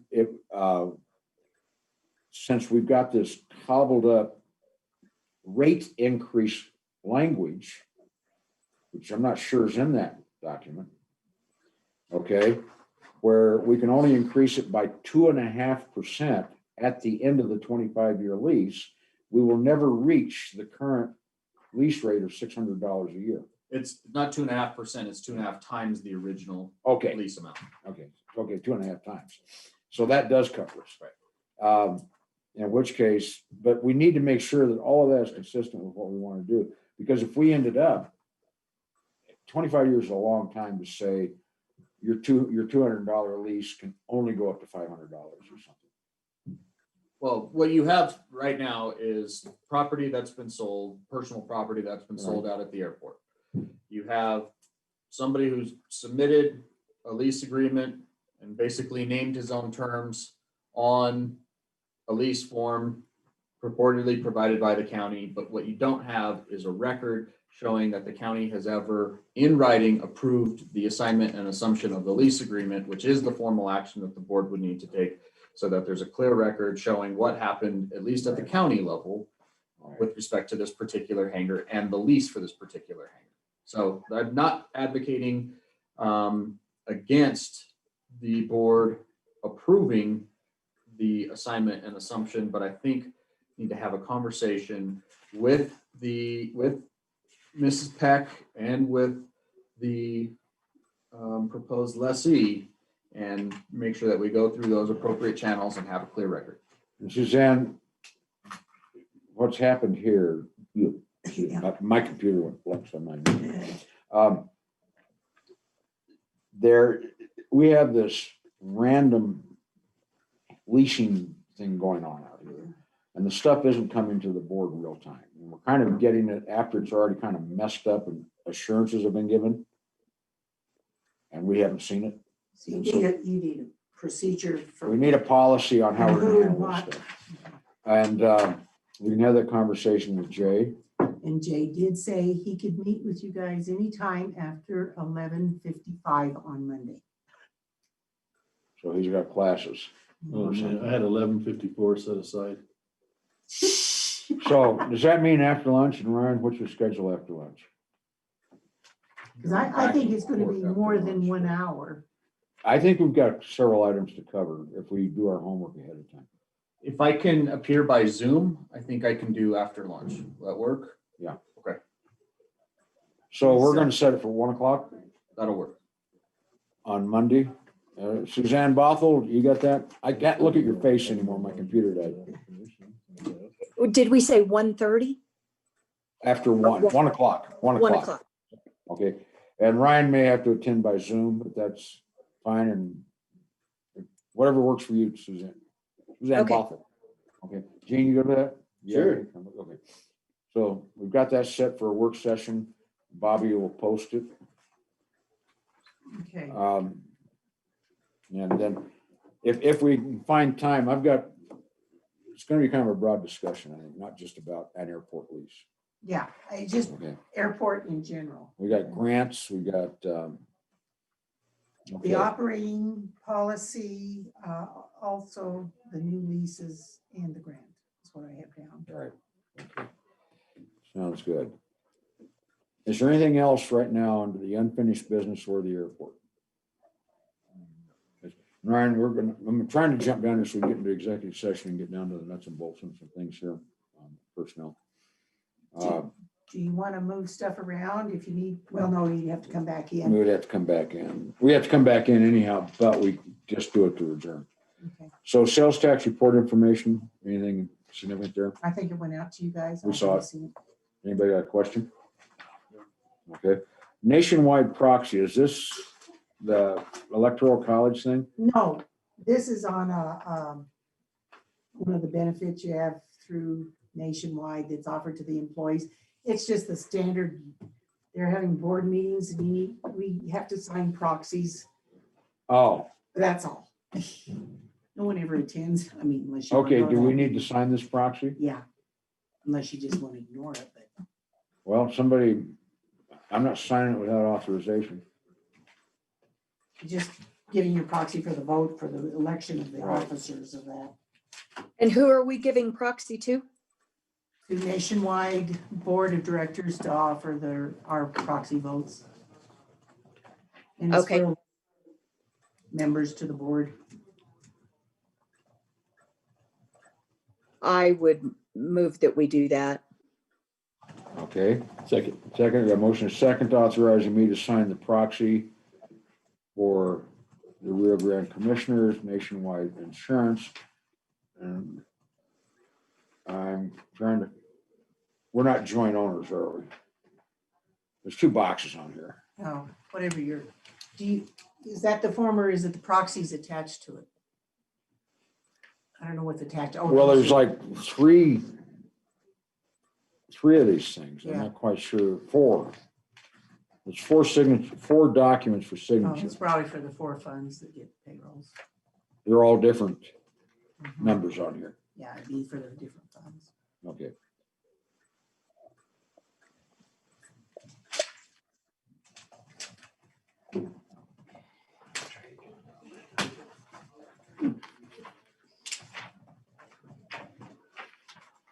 Suzanne, have you dealt with this before?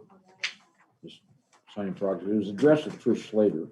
Yeah, I think back when I used to, the board just had me sign for them, but I'm just temporary here, so. We all are. One way or the other.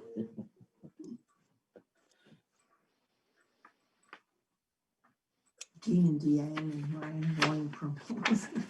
No, I don't remember your contract having an expiration date on it. Okay, so there's the name of my project. Yes, yes. Health insurance 2021 premiums. You got those sent to you, and I guess you direct your questions to Jean on, I think they went out with your packet, the premiums, the new premiums and that. No, they didn't.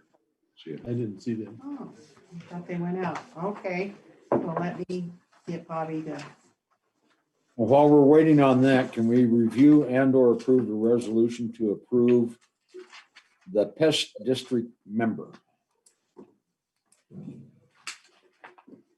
I would move that we approve. Second. I got a motion and a second approving. Who was that? Rebecca Kolb. This would be retroactive to your August 26th meeting. Okay, so that needs to be included in the minutes, retroactive to the August 26th meeting. We've got a motion and a second. All in favor? Aye. Next thing on the list is the rail letter, and I think that has to do with something that I'm gonna make the call on. There was some nonprofit out there that said rail. I've got rail information review. It's just sideline information about further action in bankruptcy court. Okay. But we'll talk about that another time. Suzanne, Bobby said she sent it to you this morning, and the other commissioners here have copies. Did you see anything from Bobby? Okay, let me look. It'd be the CTSI and for the. Oh, okay. Yes.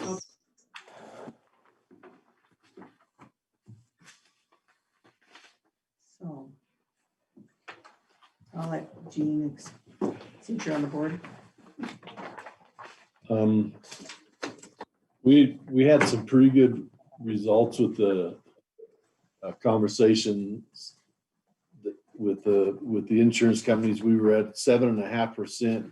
They were able to argue back and forth a little bit. It got us down to a 3%. And since we changed, our level didn't change on our tier, we're at 2. So I think our insurance for the year is going to be exactly what it was last year, increase, right? Well, I thought it said in here 2%. Where did I read that?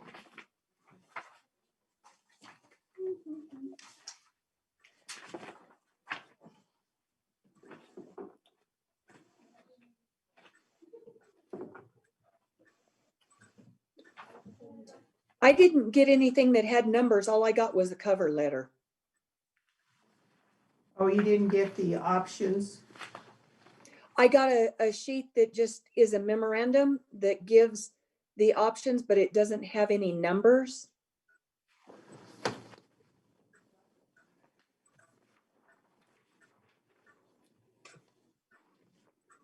Where did I read that?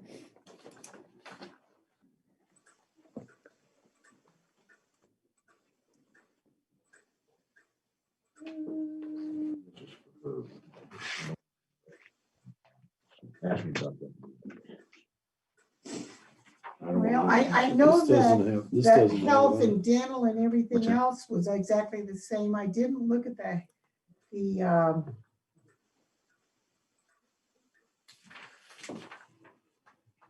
well, I must have dreamed it, but I thought it said somewhere there was only a I don't want to 2%. break your train of thought on this. Okay, Rio Grande County stays at the staying rate band of 1, which equals to an approximately 2% increase for the 2021 medical/drug rates. So it's a 2%. So everything else stays the same, the life insurance, the dental, the vision, all that. We have a 2% increase on the, so that our medical and drug plan will range $836 for a single, a couple is $1,568, and a family is $1,925. Then you have to add in the dental and vision, which brings the total premium to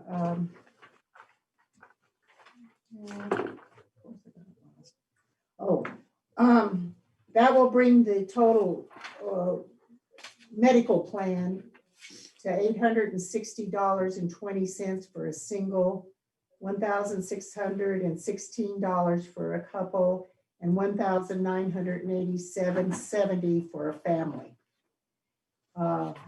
If you stay with the same options and tiers and everything else, which you are under the plan of $1,000, Plan B with $1,000 deductible.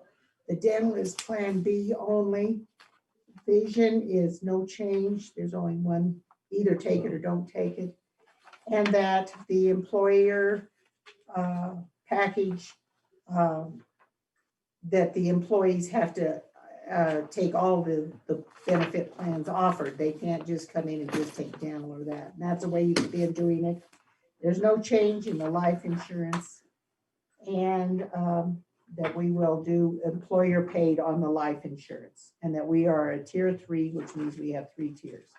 So basically all you're looking at is approving or saying, yes, you want to stay where you are, and we accept the 2% on the health drug plan.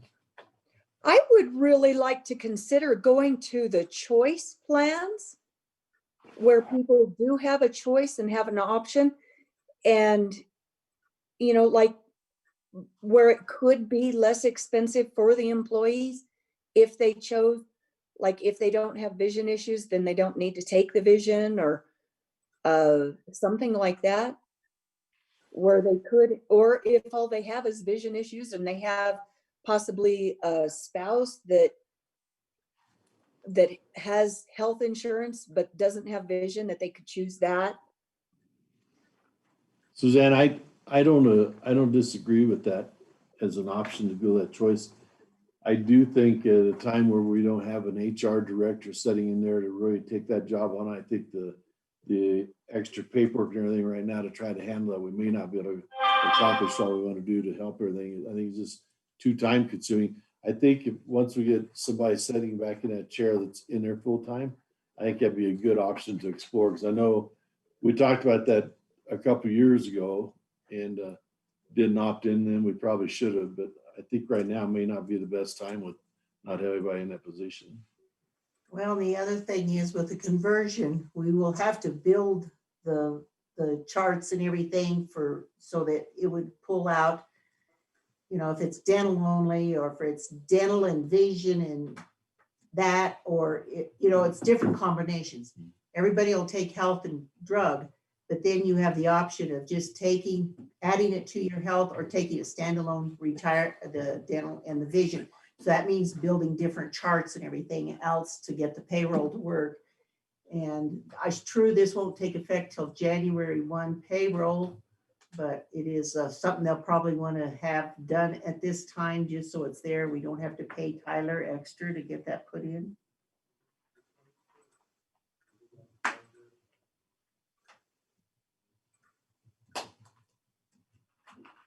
And I don't have the other sheet that gives any of the numbers or anything, but I guess whatever. Well, I don't want to lose sight of that, Suzanne, because I think that's a good idea. I honestly do. I think exploring that would be a real viable option once we get somebody sitting in that chair, and we can work on it. If we got to rebuild or add to the Tyler system at a later date, we'll just have to do that. But I think right now it's just too much of an undertaking to get that thing set up.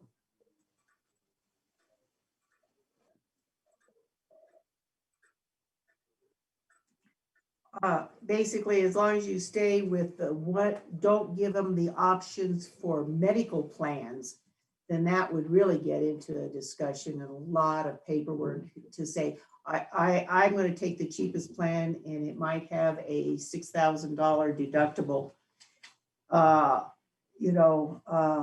That's gonna be, if you, well, it says check one or more for medical.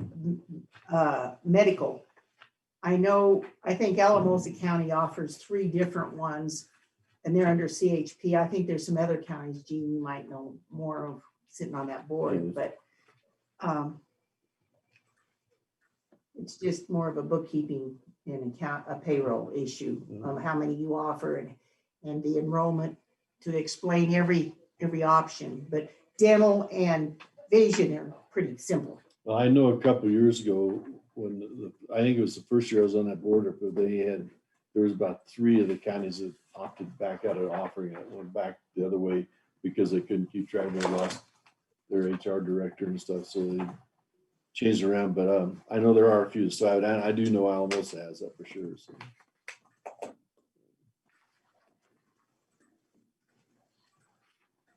So I'm sorry, where are we on this? Well, I think what we're going to do is Suzanne's idea is very well taken as far as we need to look at this as a package and choice thing.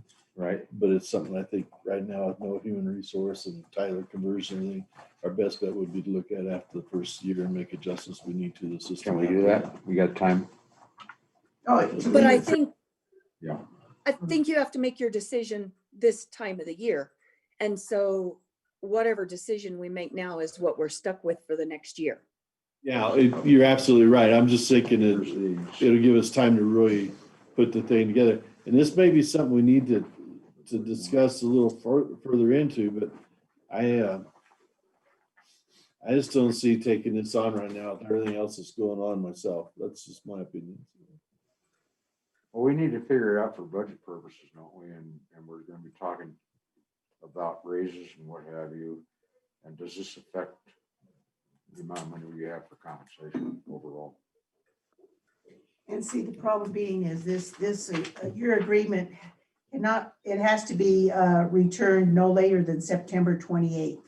So you either make the decision today or you have another special meeting to approve this and get it in so they can do the packets and get all the paperwork done through the insurance company. I need to get a copy of that. Was that emailed out? I guess she just put the cover letter, not all the. Well, and she just sent that to me extra this morning. And so I'm guessing that nobody else even got the cover letter. I got them in. Oh, you got them in black and white. So, but you, Suzanne, you just didn't get the extra. You just got the cover sheet and the. All I got was the cover sheet. I'll get a copy. Okay. I'm gonna keep this. Let me have her send those to you so you have them while I'm thinking about it, and then whatever. If you want to table this until we have a special meeting or some other time. Basically, it's just all we have to do is pick the options, and if we leave it the same as what we're doing, you can check off these boxes, sign it today if you want to, and then table the rest of it for next year for consideration, or you can consider it in a work session if you want to break it out and give more options. It's got to be in by September 28th, which is before our next regularly scheduled meeting. Right. How long do you think it'll take us to go through this and make a decision? On giving dual options. Yeah. Because do we have an idea of what the financial impact is to the county on any of these options? Well, the only thing is you, right now, when we select check the medical, the dental and vision, it comes in on one bill. And you pay a percentage or a dollar amount for those 3 options for each employee. If you start breaking out, you're going to have to decide, are you going to pay the employee if he just takes dental? Are you going to match that? Are you going to match the vision or not? Then we have to set up, the boxes. So we need to figure out what the cost of the county is. And that's some work right there, I would think. And see on the, like the dental rates per month, like they run from $18.50 to $47.95. Is that based on level of service or based on number of participants?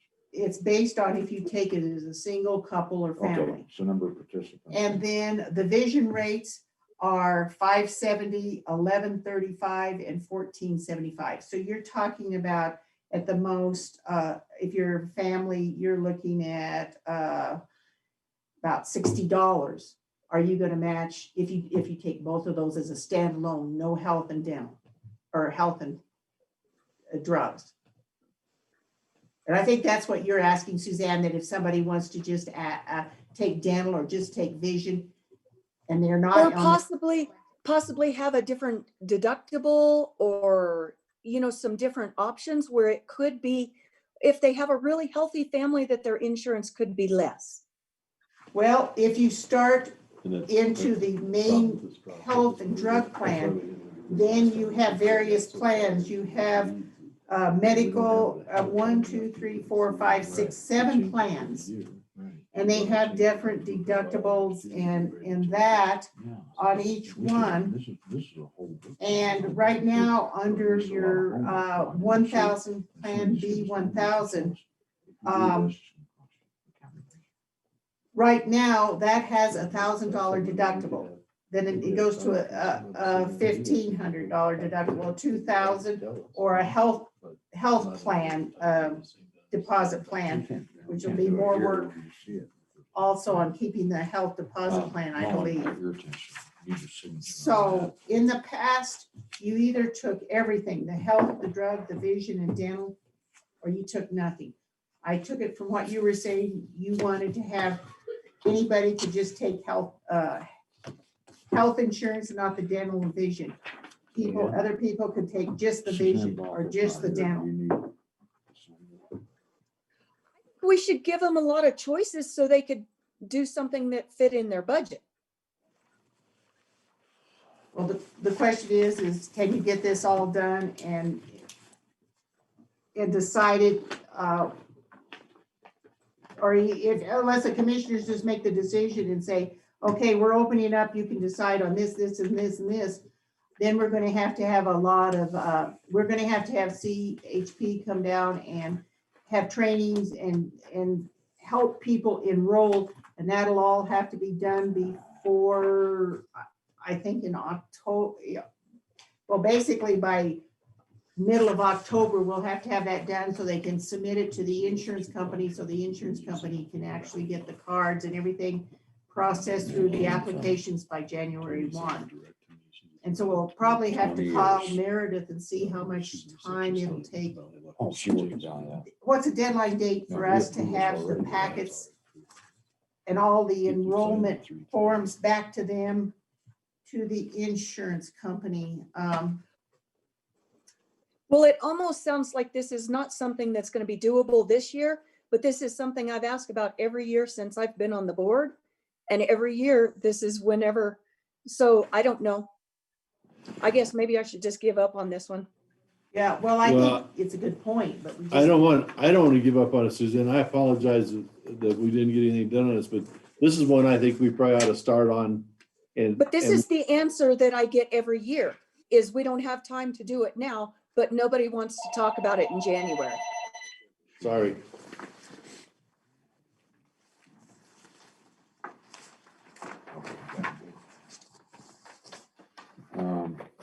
So what are we going to do?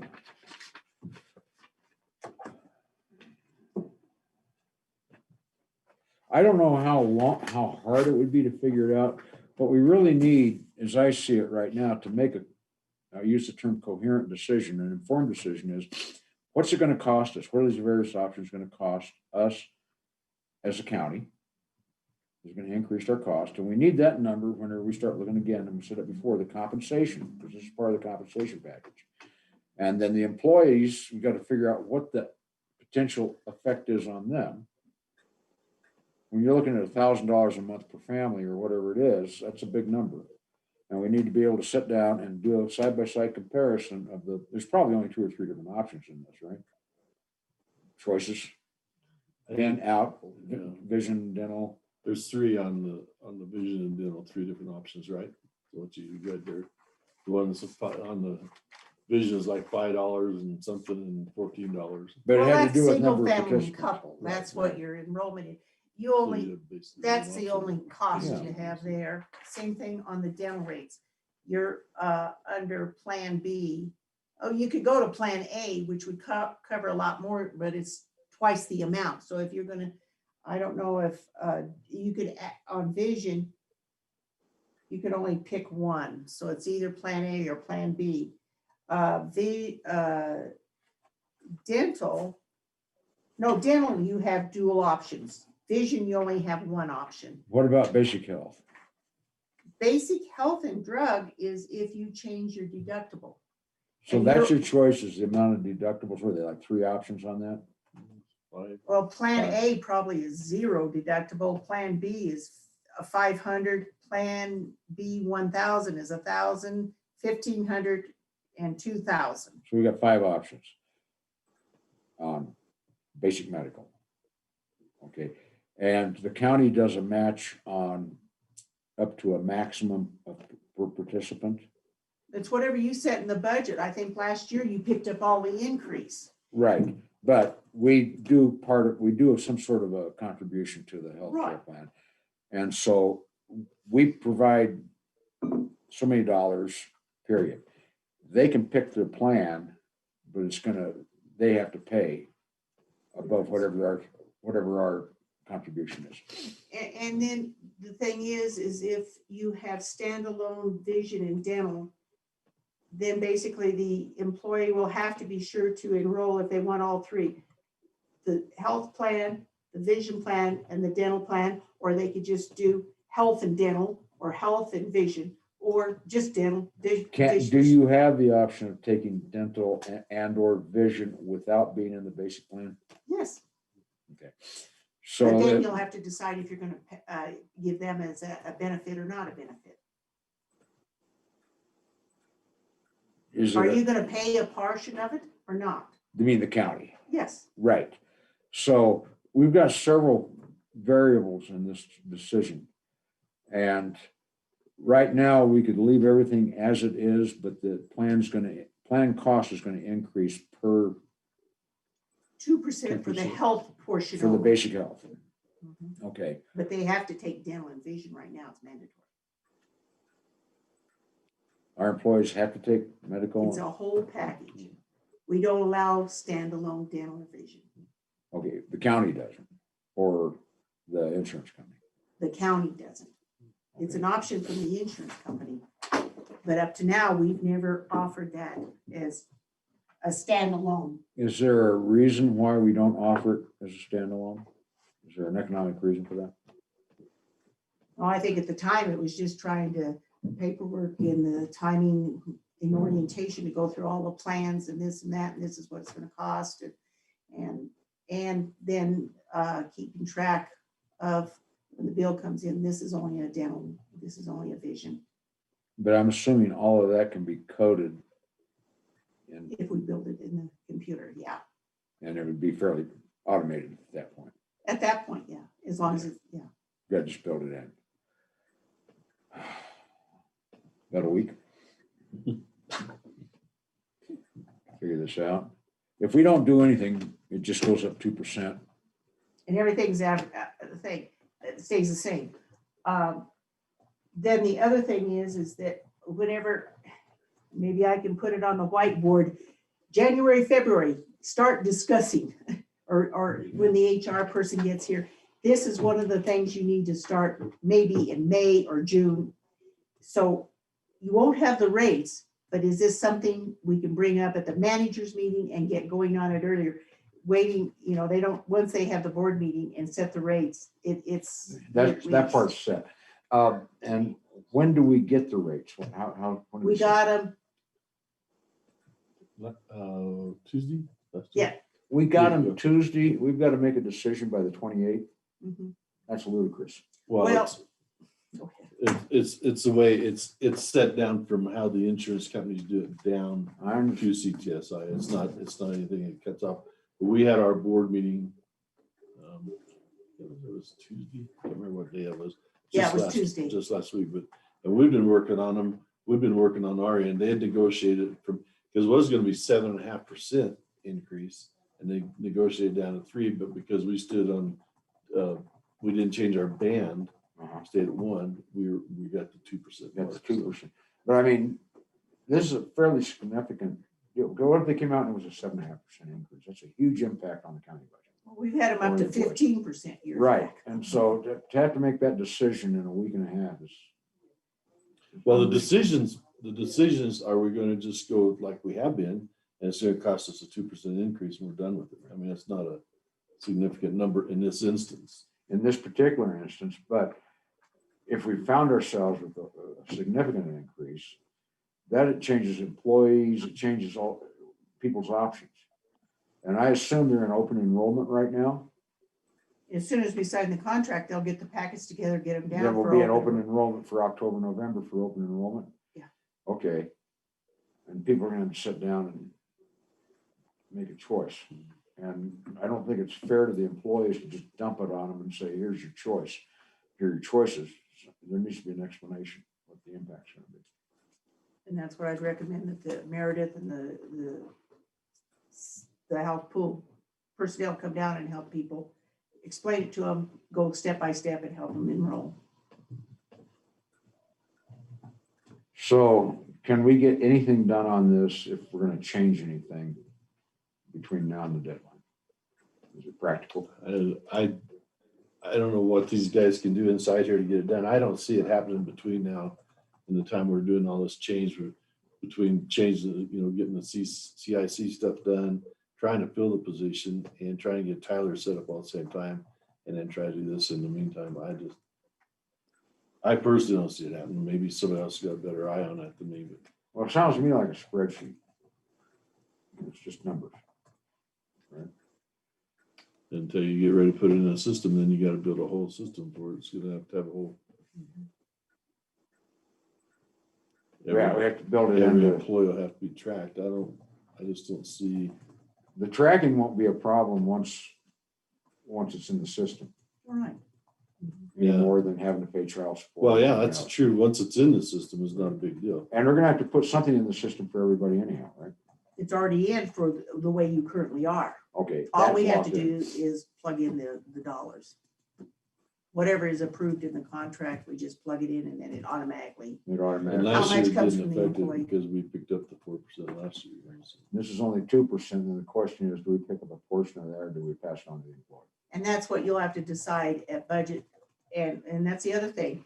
You have 30 days to get the preliminary, well, we have 30 days to get the preliminary budget to you. And Debbie and I haven't started yet. So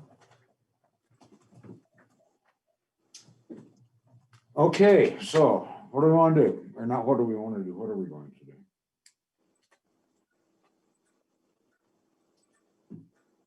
I personally say we sign the contract as is with the 2% increase, get it put in place, and then put this on the board to go after and really start working on it. And if it's something we could put in there, I am more than happy to advocate for it, whatever I can weigh in. So Suzanne Benton, is that kind of where you would land on this? yeah, but I mean, I'm out of here. The rest of We- it. we know. everybody's gonna have you to keep do it, saying it, yeah. and I don't believe it. So. But you're an outside, at that point, you're an outside observer. What is your, I- just practically speaking, what do you think? I think with all the stuff we have here, if you want everybody to work more than 11, 12 hours a day, what's been going on, we probably can't. And then get time, we'll have an HR person here hopefully in 2 weeks that we can, they can help with educating the employees and getting it all set up if you want to change any of these benefits. But for the current staff in here right now, it's sort of. So it's overlooked. Suzanne Bothell, what do you think? That makes sense to me. Okay, so do we need a motion on this? Yeah. 'Cause it's a So contract. moved. And the motion is to go with the existing plan, the 2% increase. Yeah, and then put it on the whiteboard to proceed looking at it for the next year. Next year. I've got a motion. Do we have a second? Second. Okay, motion is second. All in favor? Aye. Aye. Okay.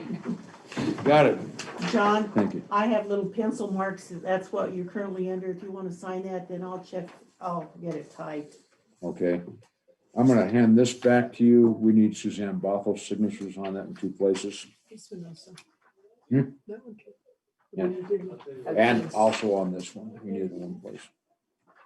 So will you be up around here anytime soon, Suzanne, that we can get your signature? You want me to drop it by or you stop by I can try to come by my house or up here? up here or there. Okay. Okay. And I, like I say, budget time, it always gets to be a crunch, and if we can really just even get the answers of what we offer before budget time even starts, it might change if you get big increases or something else, but at least can have the discussion. And we can, and I agree, I think, more options, but it's just, it takes time to set it up. So we're good on that. I'm trying to move through here just because the clock is running on us. Health insurance 2021 premiums, we've decided on that. Reviewed the letter on the pest district member, but what we haven't done is talk about, we got advisory committee bylaws here, the signature block on it. I didn't see that on the agenda. No, I didn't. No, because we've already reviewed, who's the new pest district member? Rebecca Cole. Yeah, we already did a resolution on that and everything. But this is bylaws. Bylaws, it probably should have, instead of resolution. Now, district this got a member. list here for all the weed committee members to sign, all 3 Okay. commissioners and the administrator. I'm guessing that was typed wrong. It should have just been bylaws instead of approval of district member. Is that what went out to all The of you? revised date, 9/11/2020. Actually, both of them went out. Do they? Rebecca's resolution? Yeah. And that's over Oh, here. that's already been approved. That's what Suzanne had. Okay. Right? Yeah, that was what that was for. Not really sure why it wasn't put on the agenda and addressed. Well, we can vote on this right now if we want to. I would have thought that we would have had all committee members sign before it came to the commissioners and administrator. So do you know whether the advisory committee has recommended approval of these bylaws? They have. That's why I was surprised that I didn't have it set on the agenda. So they did vote on this. Yeah. So if they have voted and recommended approval to the board, then at this time, I think the board's action would be to act upon that recommendation and either approve the bylaws as revised or. So we don't have anything that documents that we don't have any minutes or anything else from the weed board that says they did this. Yeah, I don't know. Yeah. What they have. Yeah, and I think we because I probably won't have them for another couple of weeks yet from Brandon because he does the minutes for us. So let's just hold this until the next meeting, Okay, and I'll get a copy of all. thank you. Okay. The other thing is the rail letter. Is there any conversation on the rail letter from Go Rail? No, you said you would handle I it. will. Okay, so it's still, you're handling it. I'm handling it. Okay. Unless somebody else wants to jump in on the railroad. Okay, Okay, I'll just, until you get it done, we'll just put that down that way. is there any other business before the board before we adjourn into executive session? I just have updates if you wanted, the POLIS update on the dial framework for COVA, get release of regulations. It's on your email. Right. And that's pretty straightforward, and we're still under Safer at Home. And the vast Great Outdoors Colorado, which has 3 categories, and you can move between them without approval from the state, As long as you meet those requirements. as long as you meet the requirements. Then I was asked yesterday if we're doing anything about protecting the neighborhood because Ida had a was having a meeting today, something to do with the hospital, and they were curious about where we were in Protect Our Neighbor. I said, at this point, we haven't done anything in part because we're waiting to see what happens to the schools when we have an outbreak. And then she asked if we had, since we don't have a public health director, is that affected? That is not on the metrics. It's the hospital capacity and what our case count is and our trend to apply for Protect Our Neighbor. And that Protect Our Neighbor has incremental increases. If you stay at a certain level for so many weeks, and you can go 5% on capacity and you keep ratcheting up. 3 counties, as of last reading, had gone to Protect Our Neighbor. I pointed out to them that while the region is suggesting that we go as a region and to Protect Our Neighbor, that in fact, they don't have the authority to do it. Only the counties can go in and make that application. And we'll collaborate with regional, but we work for the county. So that's the story on that. So is there anything else before we adjourn to executive session? I guess just to update you, there was no findings on the assessors, Yes. and I'll file that on their audit. I want to know what the coefficient means in there. Probably have to ask JJ. And then the only other thing is did you want to have discussion on the CBRF and assigning that to someone, or try to find? I haven't been able to find anybody that will want to do it. So I don't know if this is the time to discuss it or do it in a work session. If we could do that in a work session, if that works for people, because that could turn into a lengthy conversation. And again, there's homework to be done before we step into that. For one thing, you just brought out earlier that we had gone over our budget in the emergency or the catastrophic, okay, and that most of it was COVID. All of that stuff we need to see what we've done COVID related in the county to figure out if we're going to use CBRF to help cover it.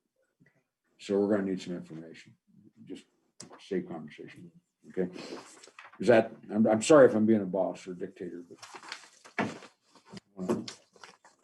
don't you dare. I would think it would. It went all over the world and you're done. You are done. He said dictator. Excuse me. I think it would be a good idea to go ahead and submit those bills on the stuff that we've had to the CDRF. And then at least. Well, we have to compile them because we've got stuff coming in from all directions.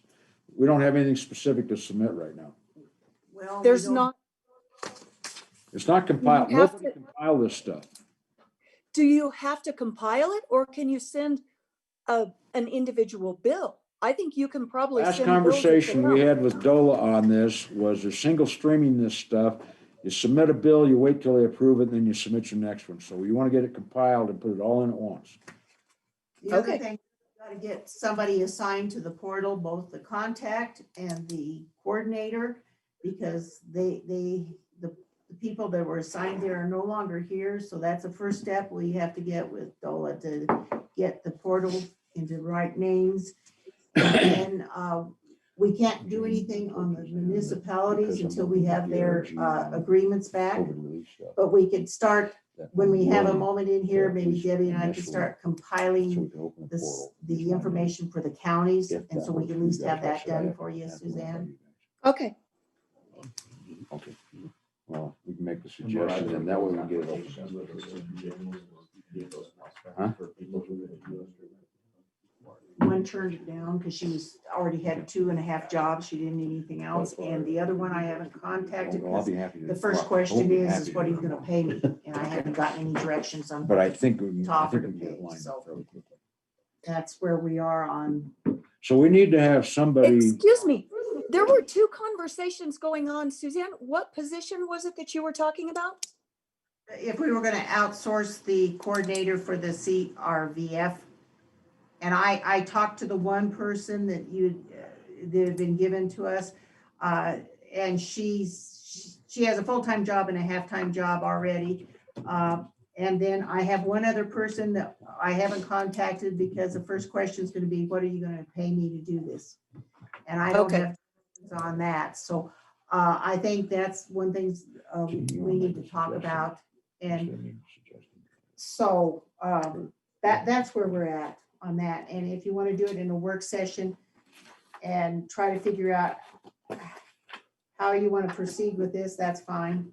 We can't do that in a work session and actually make a decision. So you have to do it now or discuss it in a work session and call a special meeting. It's gonna be a 1, 2, 3. So in the time, in the essence of time and everything going on, I would like to make suggestions. If we're gonna do this, we're gonna start putting this thing together. We get somebody that can handle the portal, get a name on there. And I would like to suggest that we just go ahead and have John Knoxker go ahead and get set up to do the portal and let him start on this thing. We can go from there.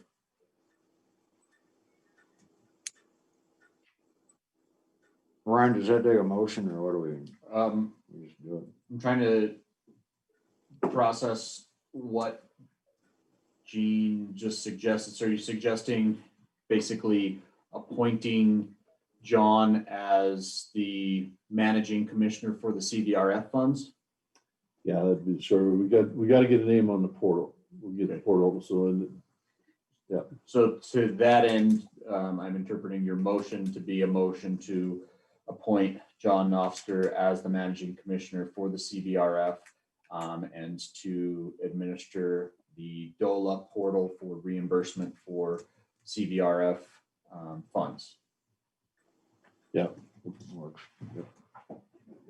That's your motion? That's one motion. So we have a motion. Do we have a second?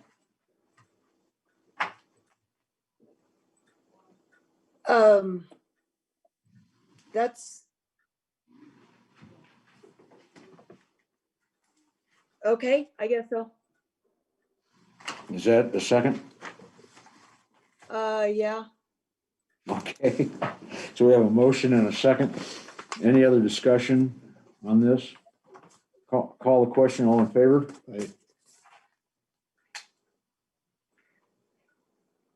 I still think I need to think about this. I guess you guys can vote on it without me. Okay, I'm gonna say aye simply because we gotta get moving on this or it's gonna be a moot point. At this point. Because we're gonna run past our deadlines on submitting reimbursements. I do have a question for Suzanne Benton. You talk about, Just a second. So Deanne, you're gonna put Suzanne Bothell's for vote as abstained or a no? Abstained? Thank you. got it. Suzanne Benton. You mentioned two positions, one of them being a coordinator. Are two positions required? I don't know. When I talked to Christy Doom, she was the one telling me that we need to get that changed from those people's names. And Tony was the coordinator. What was one's a coordinator and one's it's two different names. Trish was the other one on it. The contact. Trish was the contact. Tony was the coordinator. So I can call Christy or you can find out. Are they requiring two positions or is that just the way we set it up here? I'm guessing they probably have two positions so that two can enter it in and do it. So that's my guess, but I can find out. We can find out on that one. And then if we have to have a coordinator, we can get that taken care of also. Because I don't think we voted on anybody for those positions before. No. So, okay. I think we authorized. I don't think we authorized. I think we wrote a letter and Trish just uploaded basically created the portal and uploaded the letter into the portal. Correct. Okay. I will see what I can get done on that. And I'll work with you, whatever you need me to do on that. Is there anything else for the regular board meeting? We're still in commissioners and administrator updates. Is there other business before us? You don't have to do this in a board meeting to set dates for interviews? For administrator or public health or both? I wouldn't think so. Who would be doing the interviews? The board itself, or are you going to be doing it? No, the commissioners they'll be doing the public health as a board of public health. as the administrator or any other, that would be the Board of Commissioners, so. No, I don't think that needs to be done in a meeting. Those would be individuals whom the board has direct oversight over their day-to-day activities. And so they can set that separate. Okay, that's all I had was, so we can get dates on those. Okay. Anything else?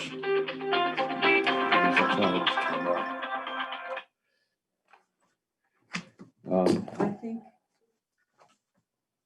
Oh, the only other thing while we're assigning duties, Suzanne, Jean Borrego was in, and I guess since 2017, and then again in 2019, when the DMSEM, the Homeland Security people came and did on-site monitoring visits.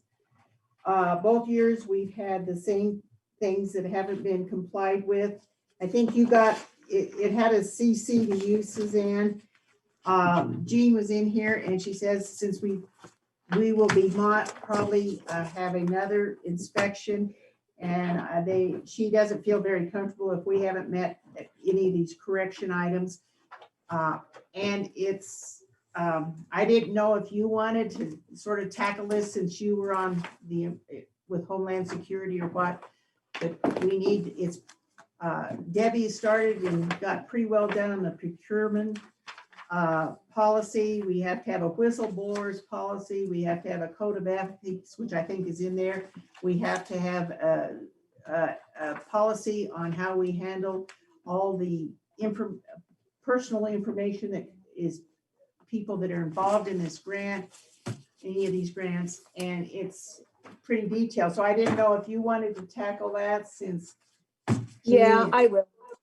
Okay, because none of us in here, between budget and everything else, that's gonna get dropped, I'm afraid. So I just don't want us to have more problems. Okay.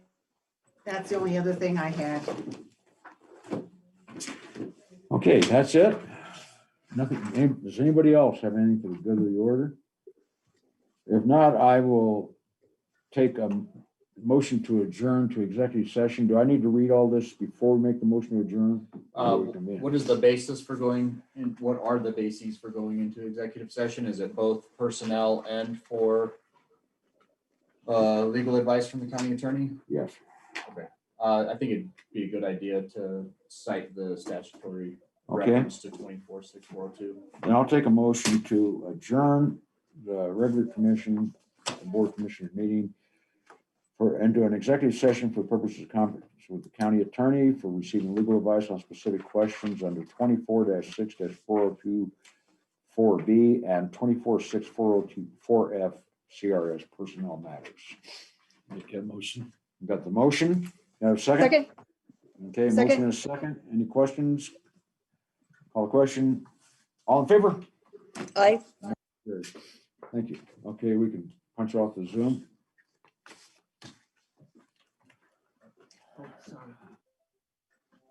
Sorry, we're getting rough. We're just like Actually, I don't know if I need to. burning time. Yeah, there we go. We